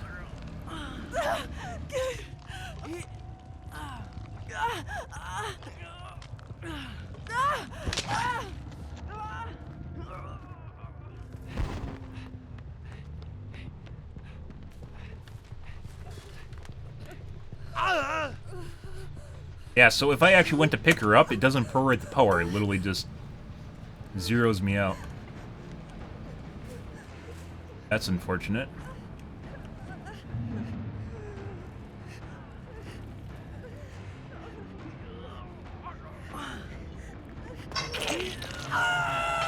Now we're 4% in deliverance.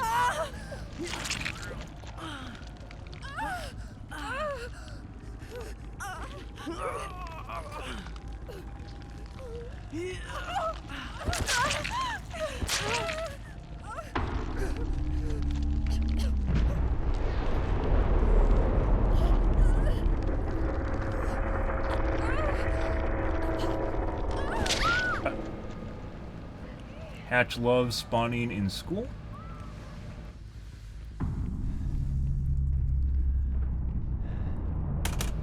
Okay.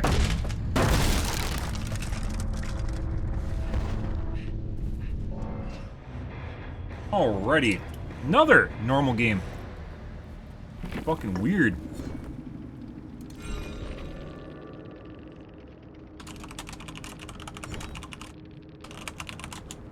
Did I do something? Well, let's not curse it just yet. 3 OTRs.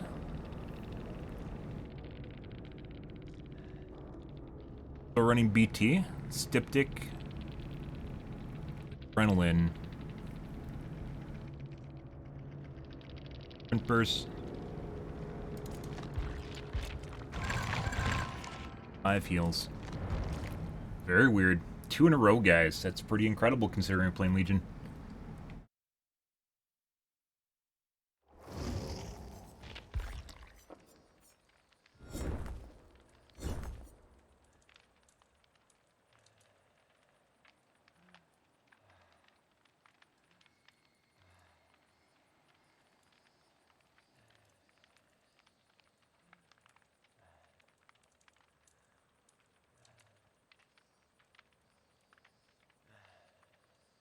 Okay.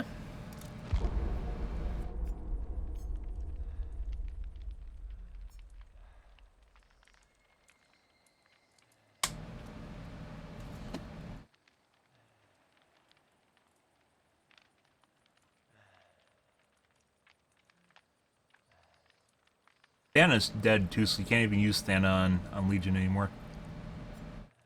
Trash now.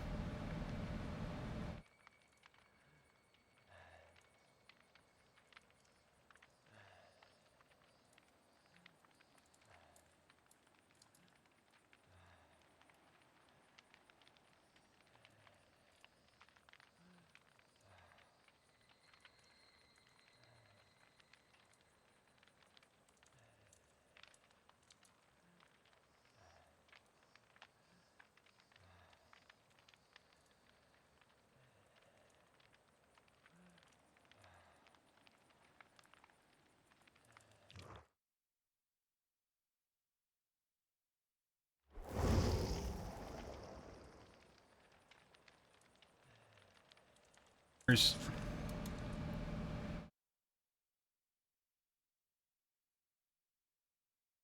Memer.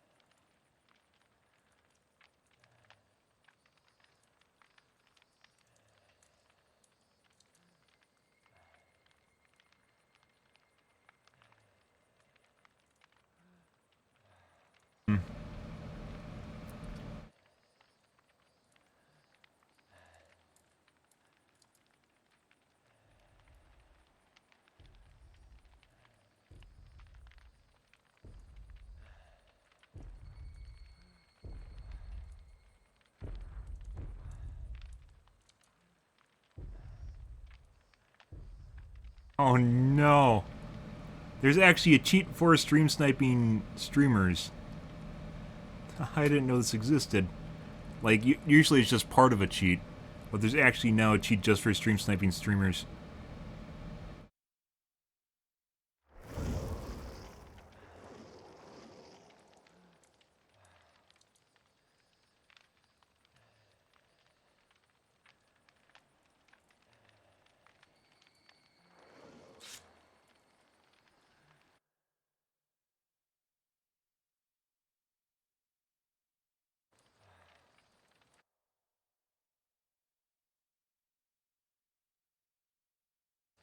Earlier in this game.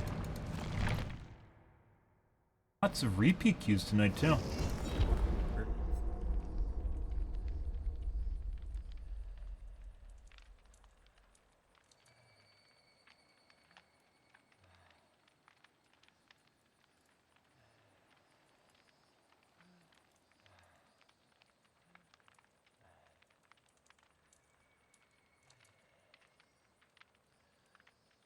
Ah, it lets you know if you're matched with the cheat user.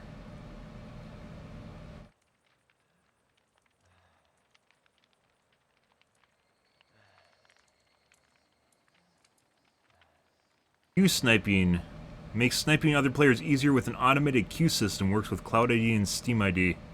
Fake usernames. Smart Tracker.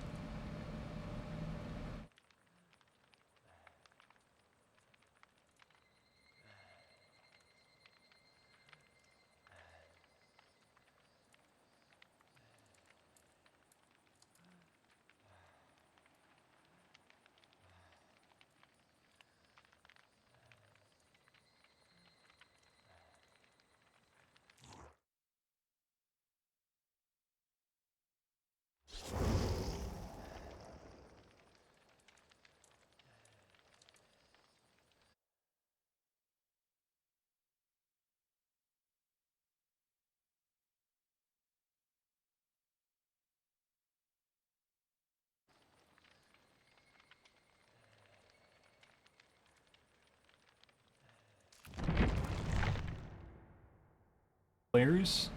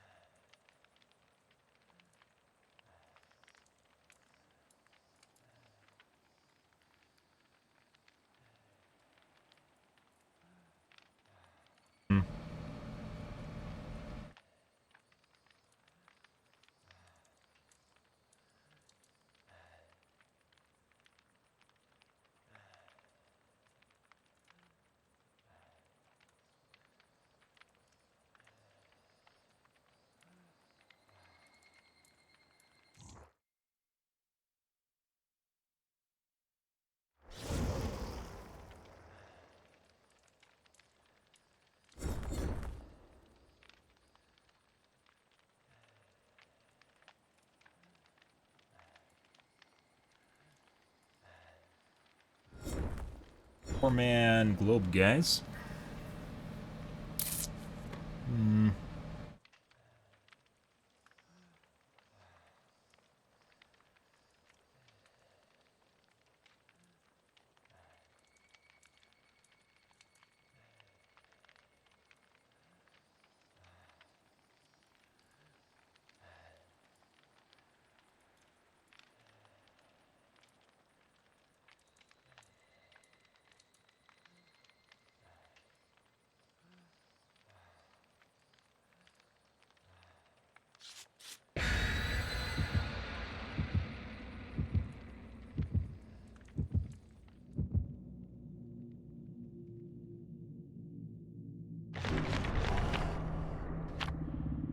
Freeze. Freeze. Okay. And cam off.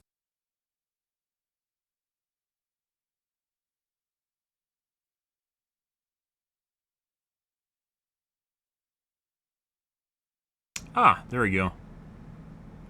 Found it. I was looking for a spoofer.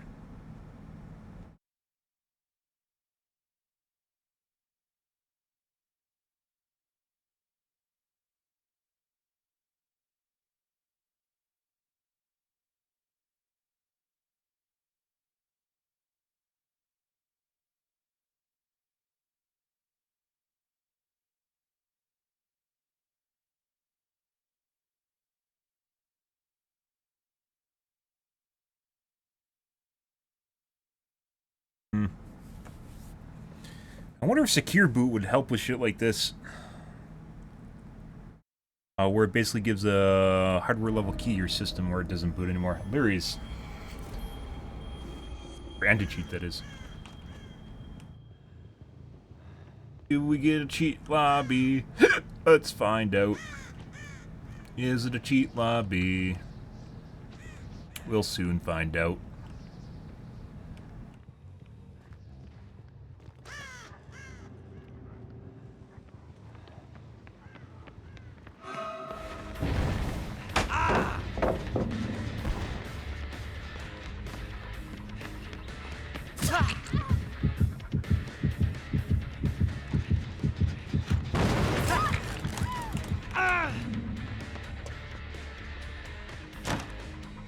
No. She can't. Yeah. Well, that's normal. Cool. And we have a gen behind us. That was being worked on by 3 people. Also cool. Oh my god, Raoul, good evening! How's your day going? Jay, I agree. Jay.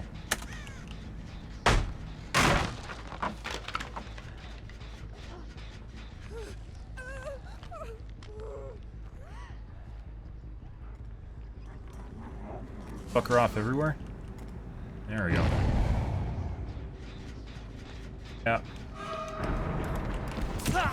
You.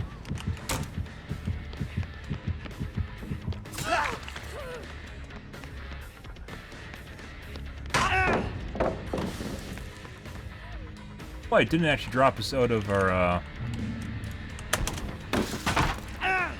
ability.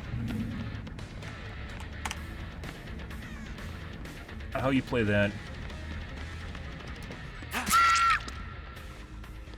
Put it.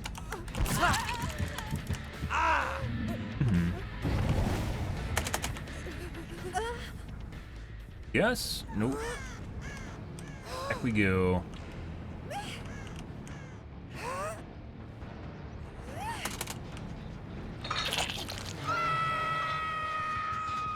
Would you like to tap for me? Once again, I really wish we had Overcharge or Prime. We're like 1 perk short of what we need, though. It does feel like you need more perks at higher MMR. We've talked about that before. HJ, a hand job. Let's see.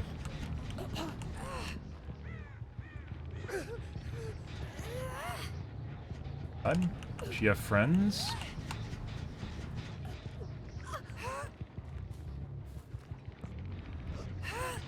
Maybe I do have to repaste my GPU. So I was talking about like losing people. If you have like inconsistent FPS, it really makes your game like shudder. And even though I'm getting 120, it doesn't display like the dips. And when your game starts throttling, or when your CPU throttles, it doesn't always do it gracefully. But right now we aren't throttling. Earlier match we were.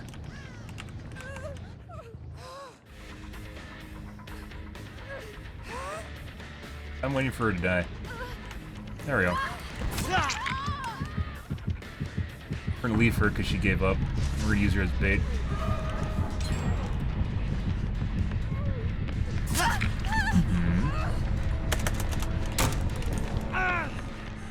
I stuck.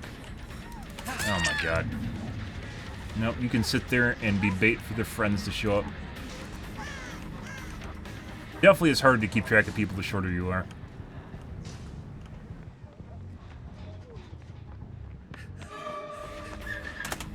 Thank you. Flashlight.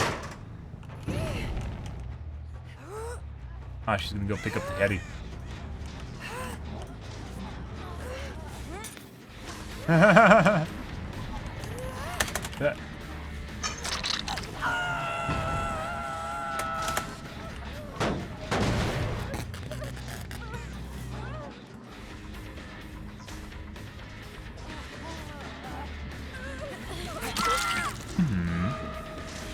We'll leave her as bait again.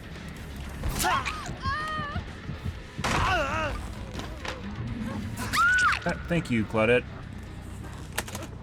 There's a guy in front of me. That's not good. No, we got it. Luckily, they don't know Hattie is actually a spy. She gave up.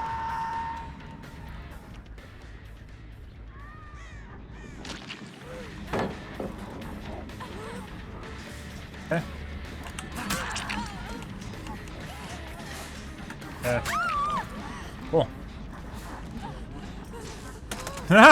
Normals, guys! Oh my god, I love normal players.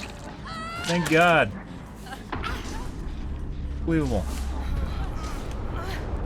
Eddie's a spy, by the way. Don't tell them no. Hey, for a 4% deliverance?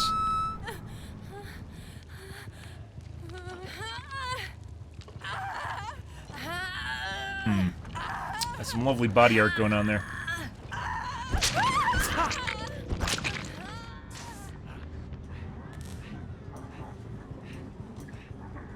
Don't tell me you want to live now, Hattie. What the fuck is that? I guess the one benefit is if you pick someone up off the ground, that you don't go through the cooldown animation. But the Legion bar takes fucking forever, so.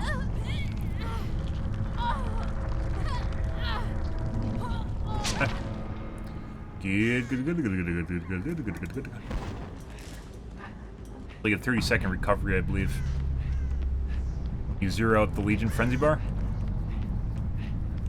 Give an add-on for it. Okay. Alrighty.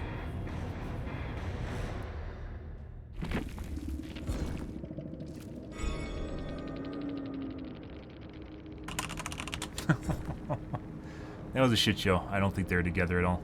Actually, I think they're together, but it's just an army squad. I take that back. They're definitely making coordinated plays. But it was worse for them. So what just happened to my Legion gameplay, guys? Did my MMR just go to shit? How the fuck are we getting normal games now? We had two cheat lobbies just straight out of the gates tonight? And now we have normal games.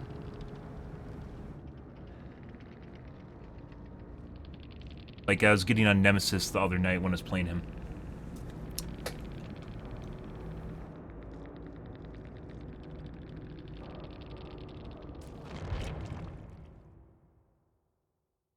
Fucking weird.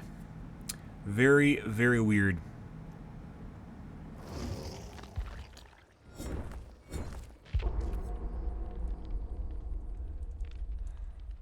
Yeah, so I wonder if you were required to have, like, not a safe boot requires a hardware key. What is it called?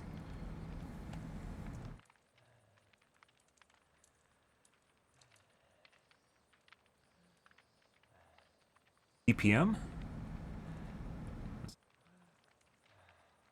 All off the bounty, thanks. I appreciate it. It seemed like you're getting a kick out of people rolling over me earlier. The fuck?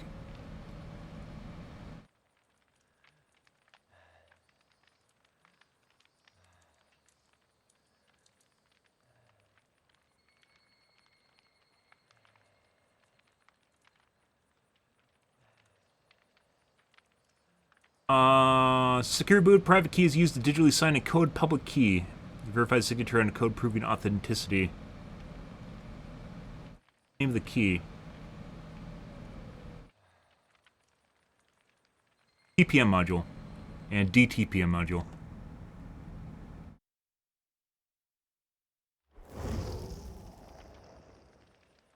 Makes you wonder. I mean, I assume you'd spend money on True instead. Dude, True has to, like, he's literally getting games like that all the fucking time. Obviously, I'm playing Legion, which is worse than Nemesis, but... Jesus.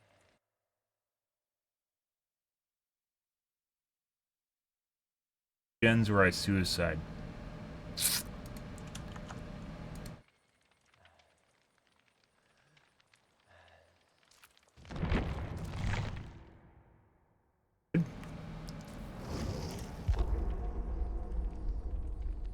I can get a spoofer, but that's not what I'm looking for.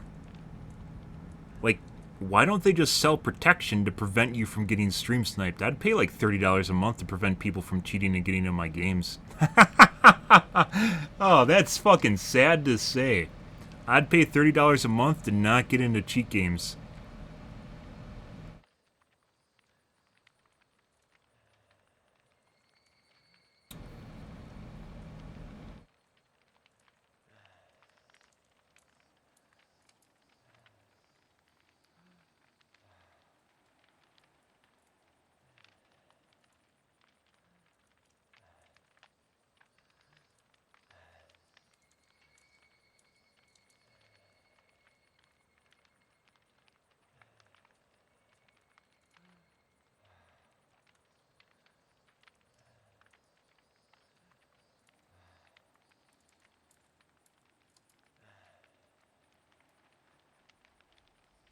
Yeah, like there's literally a cheat that's made for stream sniping people.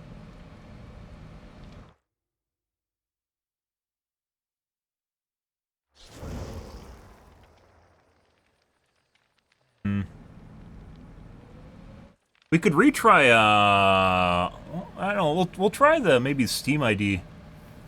We'll try maybe the Cloud ID.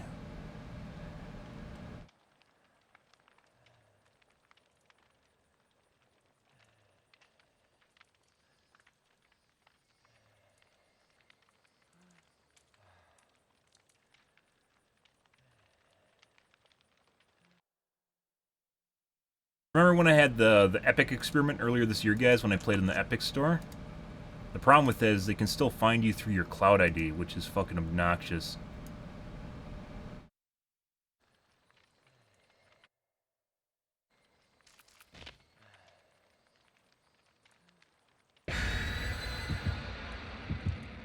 Reminder, guys, I should have dodged this lobby.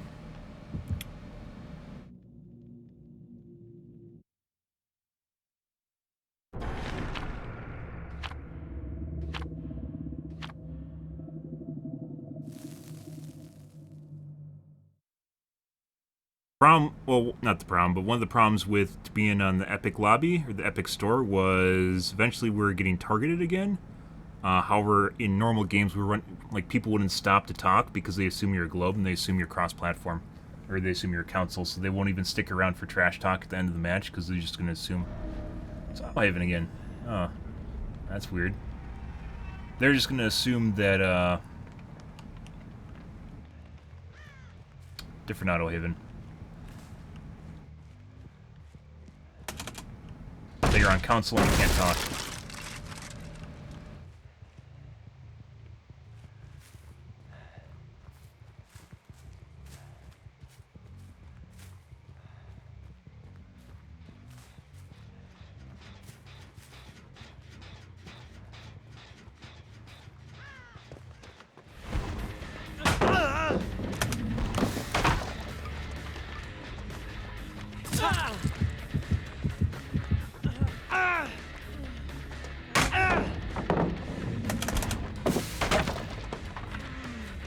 We're at 2 for Spirit Fury.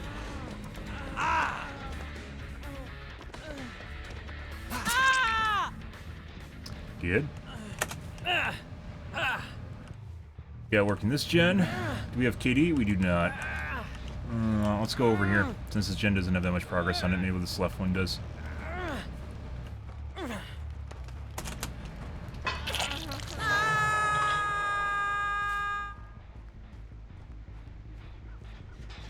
Pretty sure this is where the Meg was.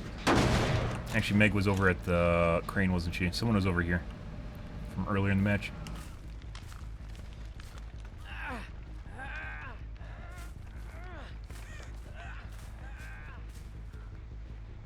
Yeah, this has like the blight problem. Remember, off.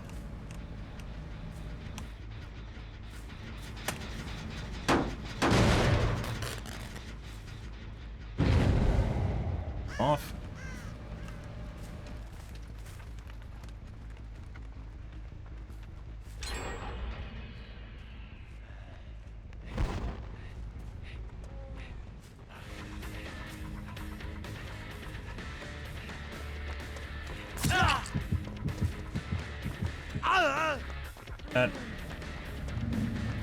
And Spirit Fury's primed.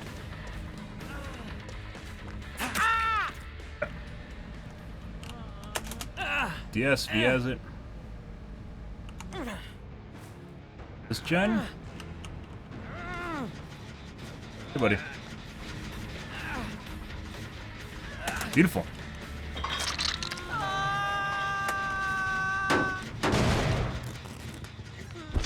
I use a third-party software, maybe you get your tasty vac. Well, apparently it doesn't fucking hurt anyone else, so... At this point, it kind of feels like maybe I should be using a spoofer to avoid cheaters. It's kind of fucking hilarious.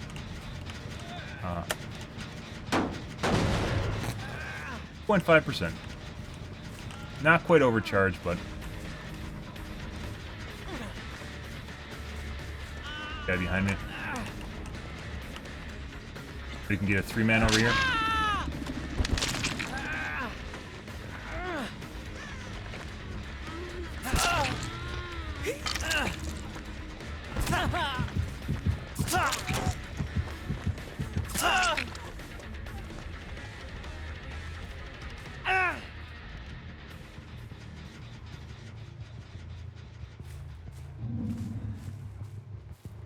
after the wrong guy. There he is.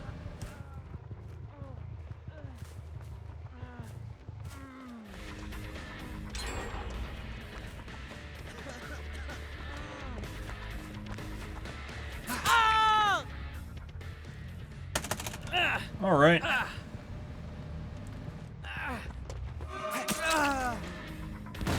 I didn't even see that, or I didn't even hear that. That was a silent flashbang, guys. But I saw his hand movement and I knew what he was going for. And silent vault. So Spirit Fury primed. That did it for me. That. Oh my god. Oh. I don't know if we'll make that. I don't think we're going to. Try though. Ah, I need that. That looks 90. Good. Yep, there it was. Eggs across the map. He seems fast. Going to a dead corner, or attempting to. Wow. The amount of time it took me to catch up to him. I'm pretty sure this is a speed hack. In a straight line. Dead corner. Pretty sure we can make this though.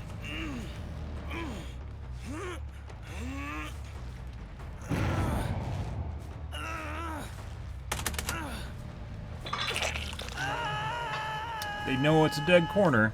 Good.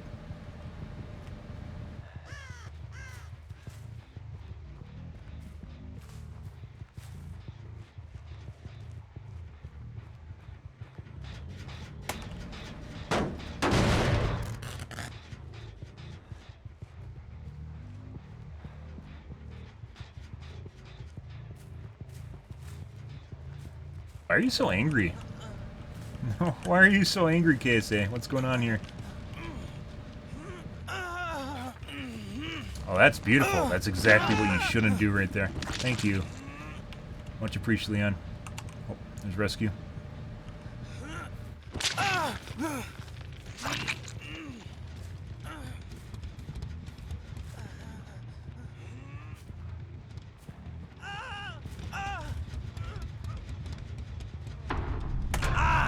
There she is. Put in. Ah, beautiful. Ah, you seem kind of angry. Meg's probably in front of us on the gen. Right gen then?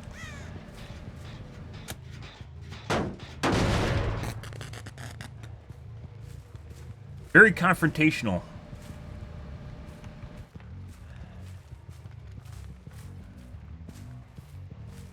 Is it because I'm doing well in Legion? You don't want me to do well in Legion? Is that what's going on here? Meg is doing absolutely nothing.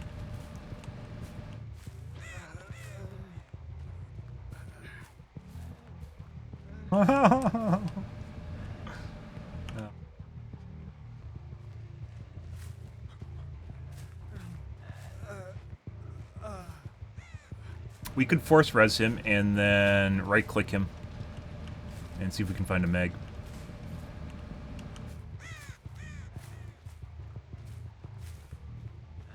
Sadly, we have no zombies. Ah, I need that.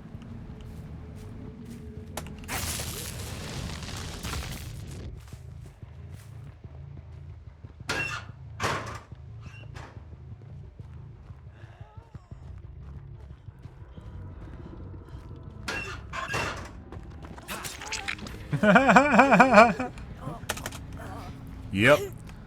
When they hide for hatch, it's usually in the KD. Please no slap, no slap. But not all the time. Good. Now we wait for 4% in deliverance. But maybe I should try Epic Store again. The problem was when I unhooked my Cloud ID, it just reverted all my progress. So I had like 3 weeks of progress in game that I just completely lost. Which happens when you unhook it. Ah. Well, thank you. I appreciate that. That wasn't the malicious. That was not the malicious intent I thought it was. It's true. Like, I'm talking about it right now, but it's more of just hypothesizing at the moment. Like, if you could pay on their website to basically block their cheats from your game, I'd pay for that. RNG for hatch now, guys.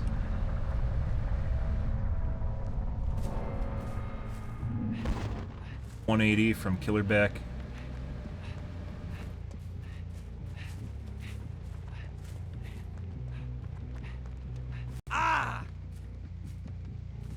Beyond, get the hatch. Let's check KD. Excuse me, kill check.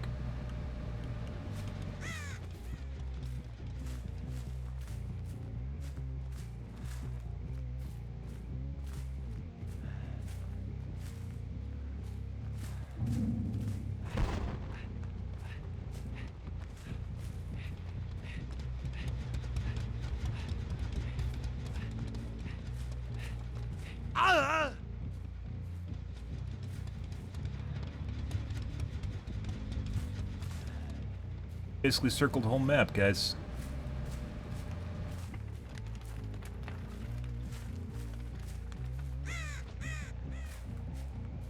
Okay. Hey, Crows? He's not up, so...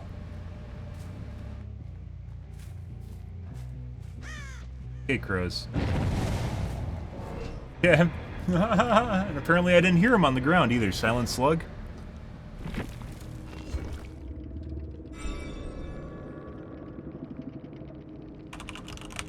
By the way, so this is once again what normal squads look like, guys. Calm Spirit on Meg. Quentin did not have Iron Will. We just...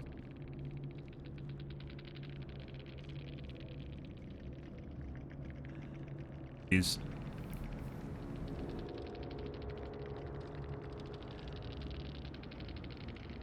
Are you playing with another account? No, I'm considering it, though. So we ran into, if you weren't keeping up with the stream, I switched. Obviously, I normally play Nemesis, right? We started playing Legion, and one of the problems with playing, like, lower-tier killers is it seems you run into more cheaters. I have no idea why. There's a couple different things that might be hypotheses I have, one of which is cheaters can pick which killers they go against and choose not to go against stronger killers because it's more fun to jack off on weak killers, right? The other one is that Nemesis I'm very good at, so maybe cheaters avoid me because they know I'm relatively good on him, and that means they have to cheat more obviously, and as such they're not willing to sweat it out like that. When we started playing Legion, yesterday and tonight, immediately ran into ultra swift cheat lobbies. And tonight that happened once again, but I did some things, and I think, like, we aren't getting them right now, and I don't know whether or not they just decided not to stream snipe me or get into my lobbies, or if somehow we managed to dodge them. Yeah, I'm not exactly sure what's... It might be a bug with the MMR system. I'm not exactly sure what's going on here right now. But ever since, like, earlier tonight, after the cheat lobbies, we've got normal lobbies. That's basically what normal lobbies are. And I described it before, the kind of, the methodical way that you see them, that they, when you're going against cheaters and you play against Legion, is they will route perfectly to every single pallet on the map. And they'll make every single pallet just in time, and you won't be able to hit them before they reach the next pallet. And they do it to every fucking pallet on the map. It is very difficult to deal with. If you want to look at that, it was earlier tonight on Midwich. Otherwise, yesterday on last game of the night yesterday, which was Autohaven, I think. It's exactly the same way. None of those guys have windows. They don't have windows, but they'll route perfectly to every single fucking pallet on the map. It is incredibly hard to deal with, as Most One Killer as well. It's the same thing, but it works against Legion because he's kind of a Most One, but not really. Because I have ways of breaking pallets, but I have to vault the pallet and I have to get out of my frenzy mode to break the pallet. And that takes time. And it seems like they speed up after they hit the pallet, so if they're going a certain speed, they can always make the next pallet. And it's nothing to do with, like, off the record or something. It's something really fucking weird. But normally not something I encounter on Nemesis at all. I've only had one person like do that to me, and that was we went against the cheating Ash. That was really fucking terrible at the game the other day. Yeah, I'm not exactly sure what's going on there, but then after that game, after I did a little bit of shenanigans in the background, we got normal games.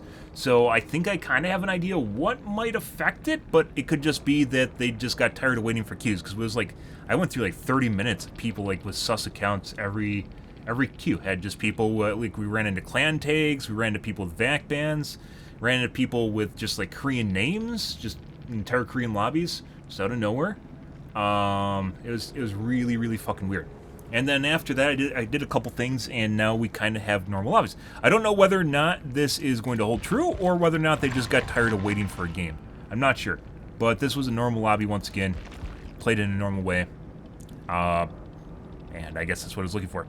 When you play against, because he's not an anti-loop killer in terms of, like, you know, being able to shoot over a loop or something like that, you have to kind of play him like a mouse one, and he makes him vulnerable to the pallet routing, as I mentioned before.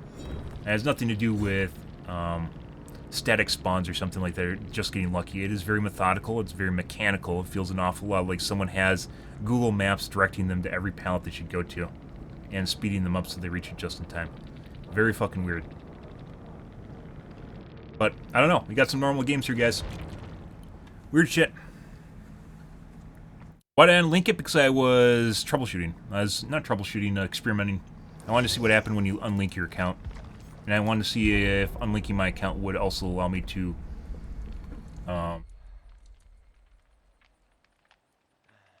dodge cheaters. Because it changes your cloud ID when you link and unlink your account, if you guys didn't know that.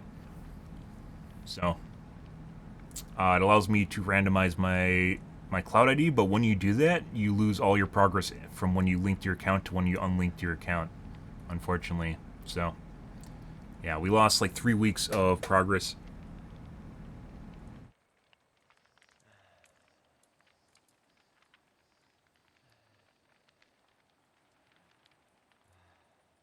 Yeah, it was also because I didn't want. There's two different things. One was I was gonna play on Steam again because the end game chat where you get really angry survivors is fucking hilarious. And I wanted to play on Steam again, but at the same, you can still play on Steam, by the way. But at the same time, I wanted to change my cloud ID because I thought it made me more vulnerable when I had a linked account. I think a linked account means you're more visible to cheaters than when you have an unlinked account.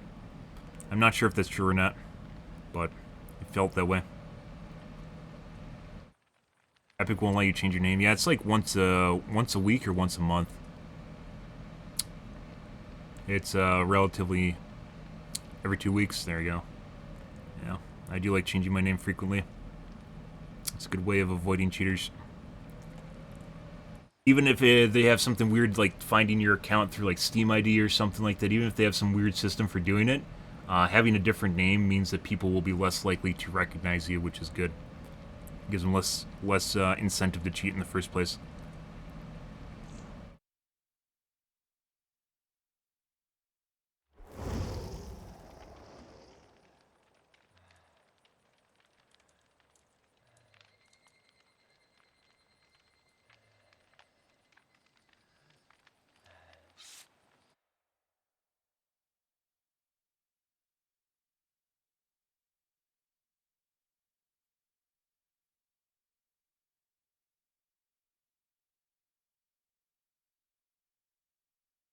Occasional TTD veer. TT veer?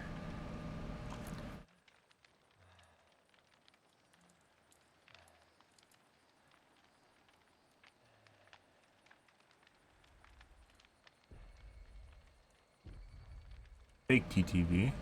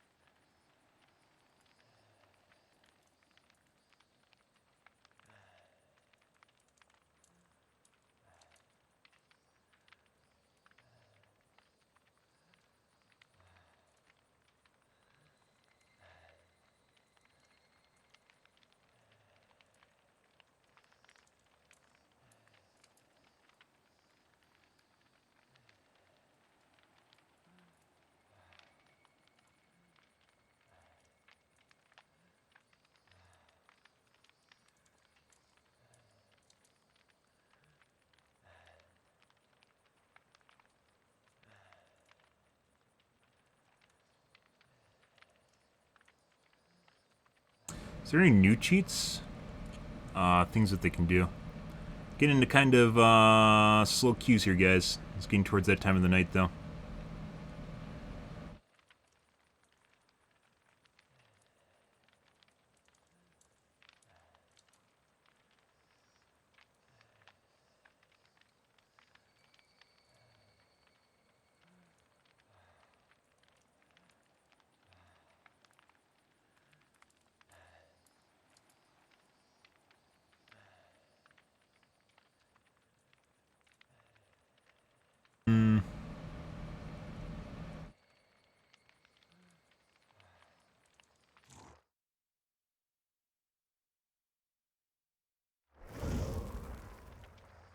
See, so maybe I found some way of getting out of cheat lobbies, maybe not.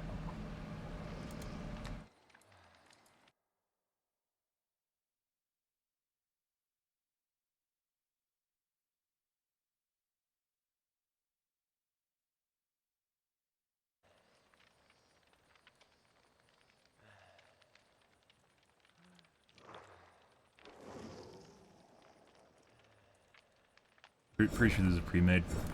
Alright, I think we're just going to call things here tonight, guys. Unfortunately, we had some decent games tonight. Like I said, this is kind of a learning process. I wanted to spend time playing Legion because I know we're going to run into more cheaters because this is a trend at this point. And I wanted to see if there's either ways of dealing with kind of the waypoint pallets. I don't know what else to call them. The waypoint pallets. Or if there's a way of getting around people that are cheating. And we might have found something here, I'm not sure. This is just the way I was going to be playing Legion. I knew that's the reason my stream is titled the way that it is. And I knew this was going to happen this way because this happened the other way other nights. So this has happened before in the past. It's happened last night. It's going to continue happening. And I think it has something to do with them knowing what killer they're going against and just queue against specific killers. Unfortunately. But Legion's a weaker killer in the first place, but as I mentioned, I was hoping there's a way of dealing with waypoint pallets because it's going to be a problem while dealing with normal killers. When I was playing Shape, for instance, which was a mouse 1 killer, he has a couple ways of dealing with that, one of which was I was using coup de grace, which allows me to get around loops, but if people are running fast enough with a speed hack, you won't be able to get around the loops fast enough. I do want to play Legion, or not Legion, Shape again. He's been on the kind of the back burner because he is a very high risk-reward killer, and as such it makes it very difficult. Yeah. We'll see how things go there, guys. Go here, though. I was playing Legion, and we're going to play him more in the future, guys. I want to do a couple nights here. I'm just going to dedicate specifically Legion so we don't even feel like playing Nemesis and then just get disappointed by the shit games that we're going to get here. I'm not sure. I might have found a way of getting around cheater queues, or I might not have. I don't know. It could just be coincidence at this point, because this only happened once, and that was purely by accident. But that's usually the way that it goes. Tomorrow, guys, we will be playing a different game. We will be playing a single-player game, and that's a secret till tomorrow's stream. Anyways, I was going to play it tonight, but it doesn't release for in a couple hours from now. So I'm obviously not going to be streaming. We will be playing it tonight or tomorrow night, whatever way you want to look at that. Later today, we will be playing a single-player game, and I'm not telling you what it is. You'll just have to tune in and take a look at it. It looks pretty cool. It's a lot like Hades mixed with The Sims. It should be fun, and if it's not, we'll only play it for one stream, and then I'll just come back to Dead by Daylight. If it is fun, it will be, we'll play it until I get bored of it. Depends on how good it is. Since Riftbreaker didn't last that long, and I have a hankering still for single-player games, we'll give it a shot and see what happens. You don't know what it is, KSA. You don't know. They do, but the thing is, like playing Nyers, is they do dare to unhook, which is what makes it work. They do dare, just like with Cannibal, but he's not like Cannibal, so people think they have a chance. They do dare. We have some highlights of that. Moten Bailey Myers is a good one to look at if you guys are bored. It's on YouTube now, or you can look at my highlights on Twitch. It's there as well. Moten Bailey Myers. Hilarious. I do want to go back to him. We've had a lot of sidetracks here, dealing with a bunch of patch shit coming out for the game, dealing with cheater waves, and then just the shenanigans in general, and then I have life stuff going on too. And sometimes I just don't feel like playing a killer that sucks or has a high learning curve that not even doesn't mean they're good. Like Shape is not considered a really good killer, but I think he has a lot of potential. Legion just barely squeaks by the skin of his teeth, and as you guys can see, when they play in a very specific way, which feels very methodical and robotic, as I mentioned before, with the waypoint pallets, it like breaks down. It has something to do with just in time, so they speed up to reach the pallet just in time, and they have perfect routing to every single pallet on the map. Yeah. Yeah. But tonight, guys, will be a single-player game. It looks fun. We'll see, though. But, yeah, we'll see how it goes tonight. Probably it'd take me like an hour to fix it. It doesn't take that much. You have to unscrew, like, the thing about it is I have an EVGA graphics card, and it involves taking off a bunch of back plate screws and front plate screws, making sure I don't fuck up the thermal pads while doing it. Because if you tear thermal pads, it's a big deal. And then clean it, and then repaste it. It'd probably take me about an hour. I probably could actually do it tonight. It depends on... Like I said, I've had a lot of shit going on in life right now, and second job, and as such, I haven't had a lot of time to fuck around with my GPU. I'm not going to do it on stream. I think I actually fixed my monitor on stream. I replaced the capacitor on stream. I did some soldering. That was kind of fun. I could. And then people would complain about me not wearing an ESD wristband and it's going to blow up after I pick it apart and put it back together. Yeah. I bet that would be a #1 comment would be, you're going to fry your graphics card because you don't have an ESD wristband on. But... yeah, alrighty guys, we didn't have any highlights tonight. A lot of weird games. I'm going to keep trying this tonight, and we're going to keep hitting at this, because it definitely feels like Legion is bait for cheaters. Just like other killers, like playing Sadako. Sadako and Plague were bait for cheats. It feels like Legion is the same. So if we have like a baseline where I can get ready for running into cheaters, then maybe it's not as painful when it happens. And then maybe we can figure out some ways of dealing with it better. But... oh my god, Idwin! You can chat and fix it? I could. Right on time. You know, he's probably sitting in here for the last half an hour jerking off. He just didn't say anything. I know Idwin likes coming in here and stressing how amazing he is, so I stick around for longer. He's like, yeah, this little bit of power, this is mine. He's gonna sit around and say hi to me now and talk to me for 5 minutes. Oh god. This makes me feel so powerful. Oh god. Yeah. But yeah, tonight, guys, will be a different game. We'll be playing a single-player game. We'll be playing a single-player game. We had cheating tonight, guys, as I mentioned, but we did some shenanigans, finagling, and... I don't know. I'll see if it happens. That was kind of a weird coincidence, so maybe it'll happen in the future, but I'm not going to hold my breath on that. However, tonight will be a different game. So, it's a secret. You'll have to tune in for it. It should be interesting and fun. We'll see how it goes, though. Alright, guys. If you're new to the stream, you enjoyed the bullshit, you enjoyed the fun, you enjoyed the cheater lobbies, make sure to follow button in the top right-hand corner. You stream every day from evening to late night, GMT-6, so 8 to 9 p.m. Central Standard Time to 1 to 2 a.m., give or take. Depends on what's going on in my life, what's happening, etc., etc. I will be uploading, or I am uploading content to YouTube, so if you'd rather watch there, most of the VODs are getting muted, or not muted, sometimes they get taken down because copyrights. Other times I just don't get the monetization for it, but I'm trying to upload everything daily, and including the highlights, which get no visibility on Twitch, because Twitch doesn't give two shits about the content that people on Twitch produce, so as such, you only see things like clips, and usually then it's just popular shit.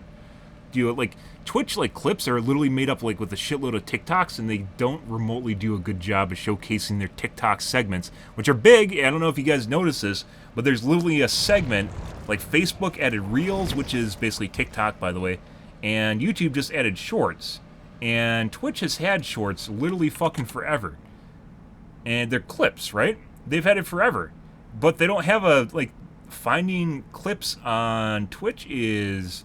they don't put this front and center. There isn't hey, look at these clips that are popular this week, right? Or you can just go through and watch random stream. There's so much content on Twitch they can literally, utilize the fuck out of, and they just whatever. So what, you go, how do you even find clips? Go GTA maybe? Yeah, GTA, and then you go look at the clips in the GTA category. Yeah.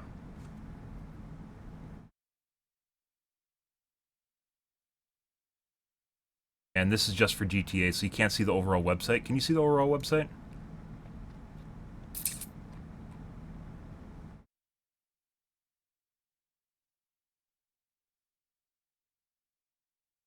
Oh, they literally do not try to feed you addicting stuff like clips. Cool.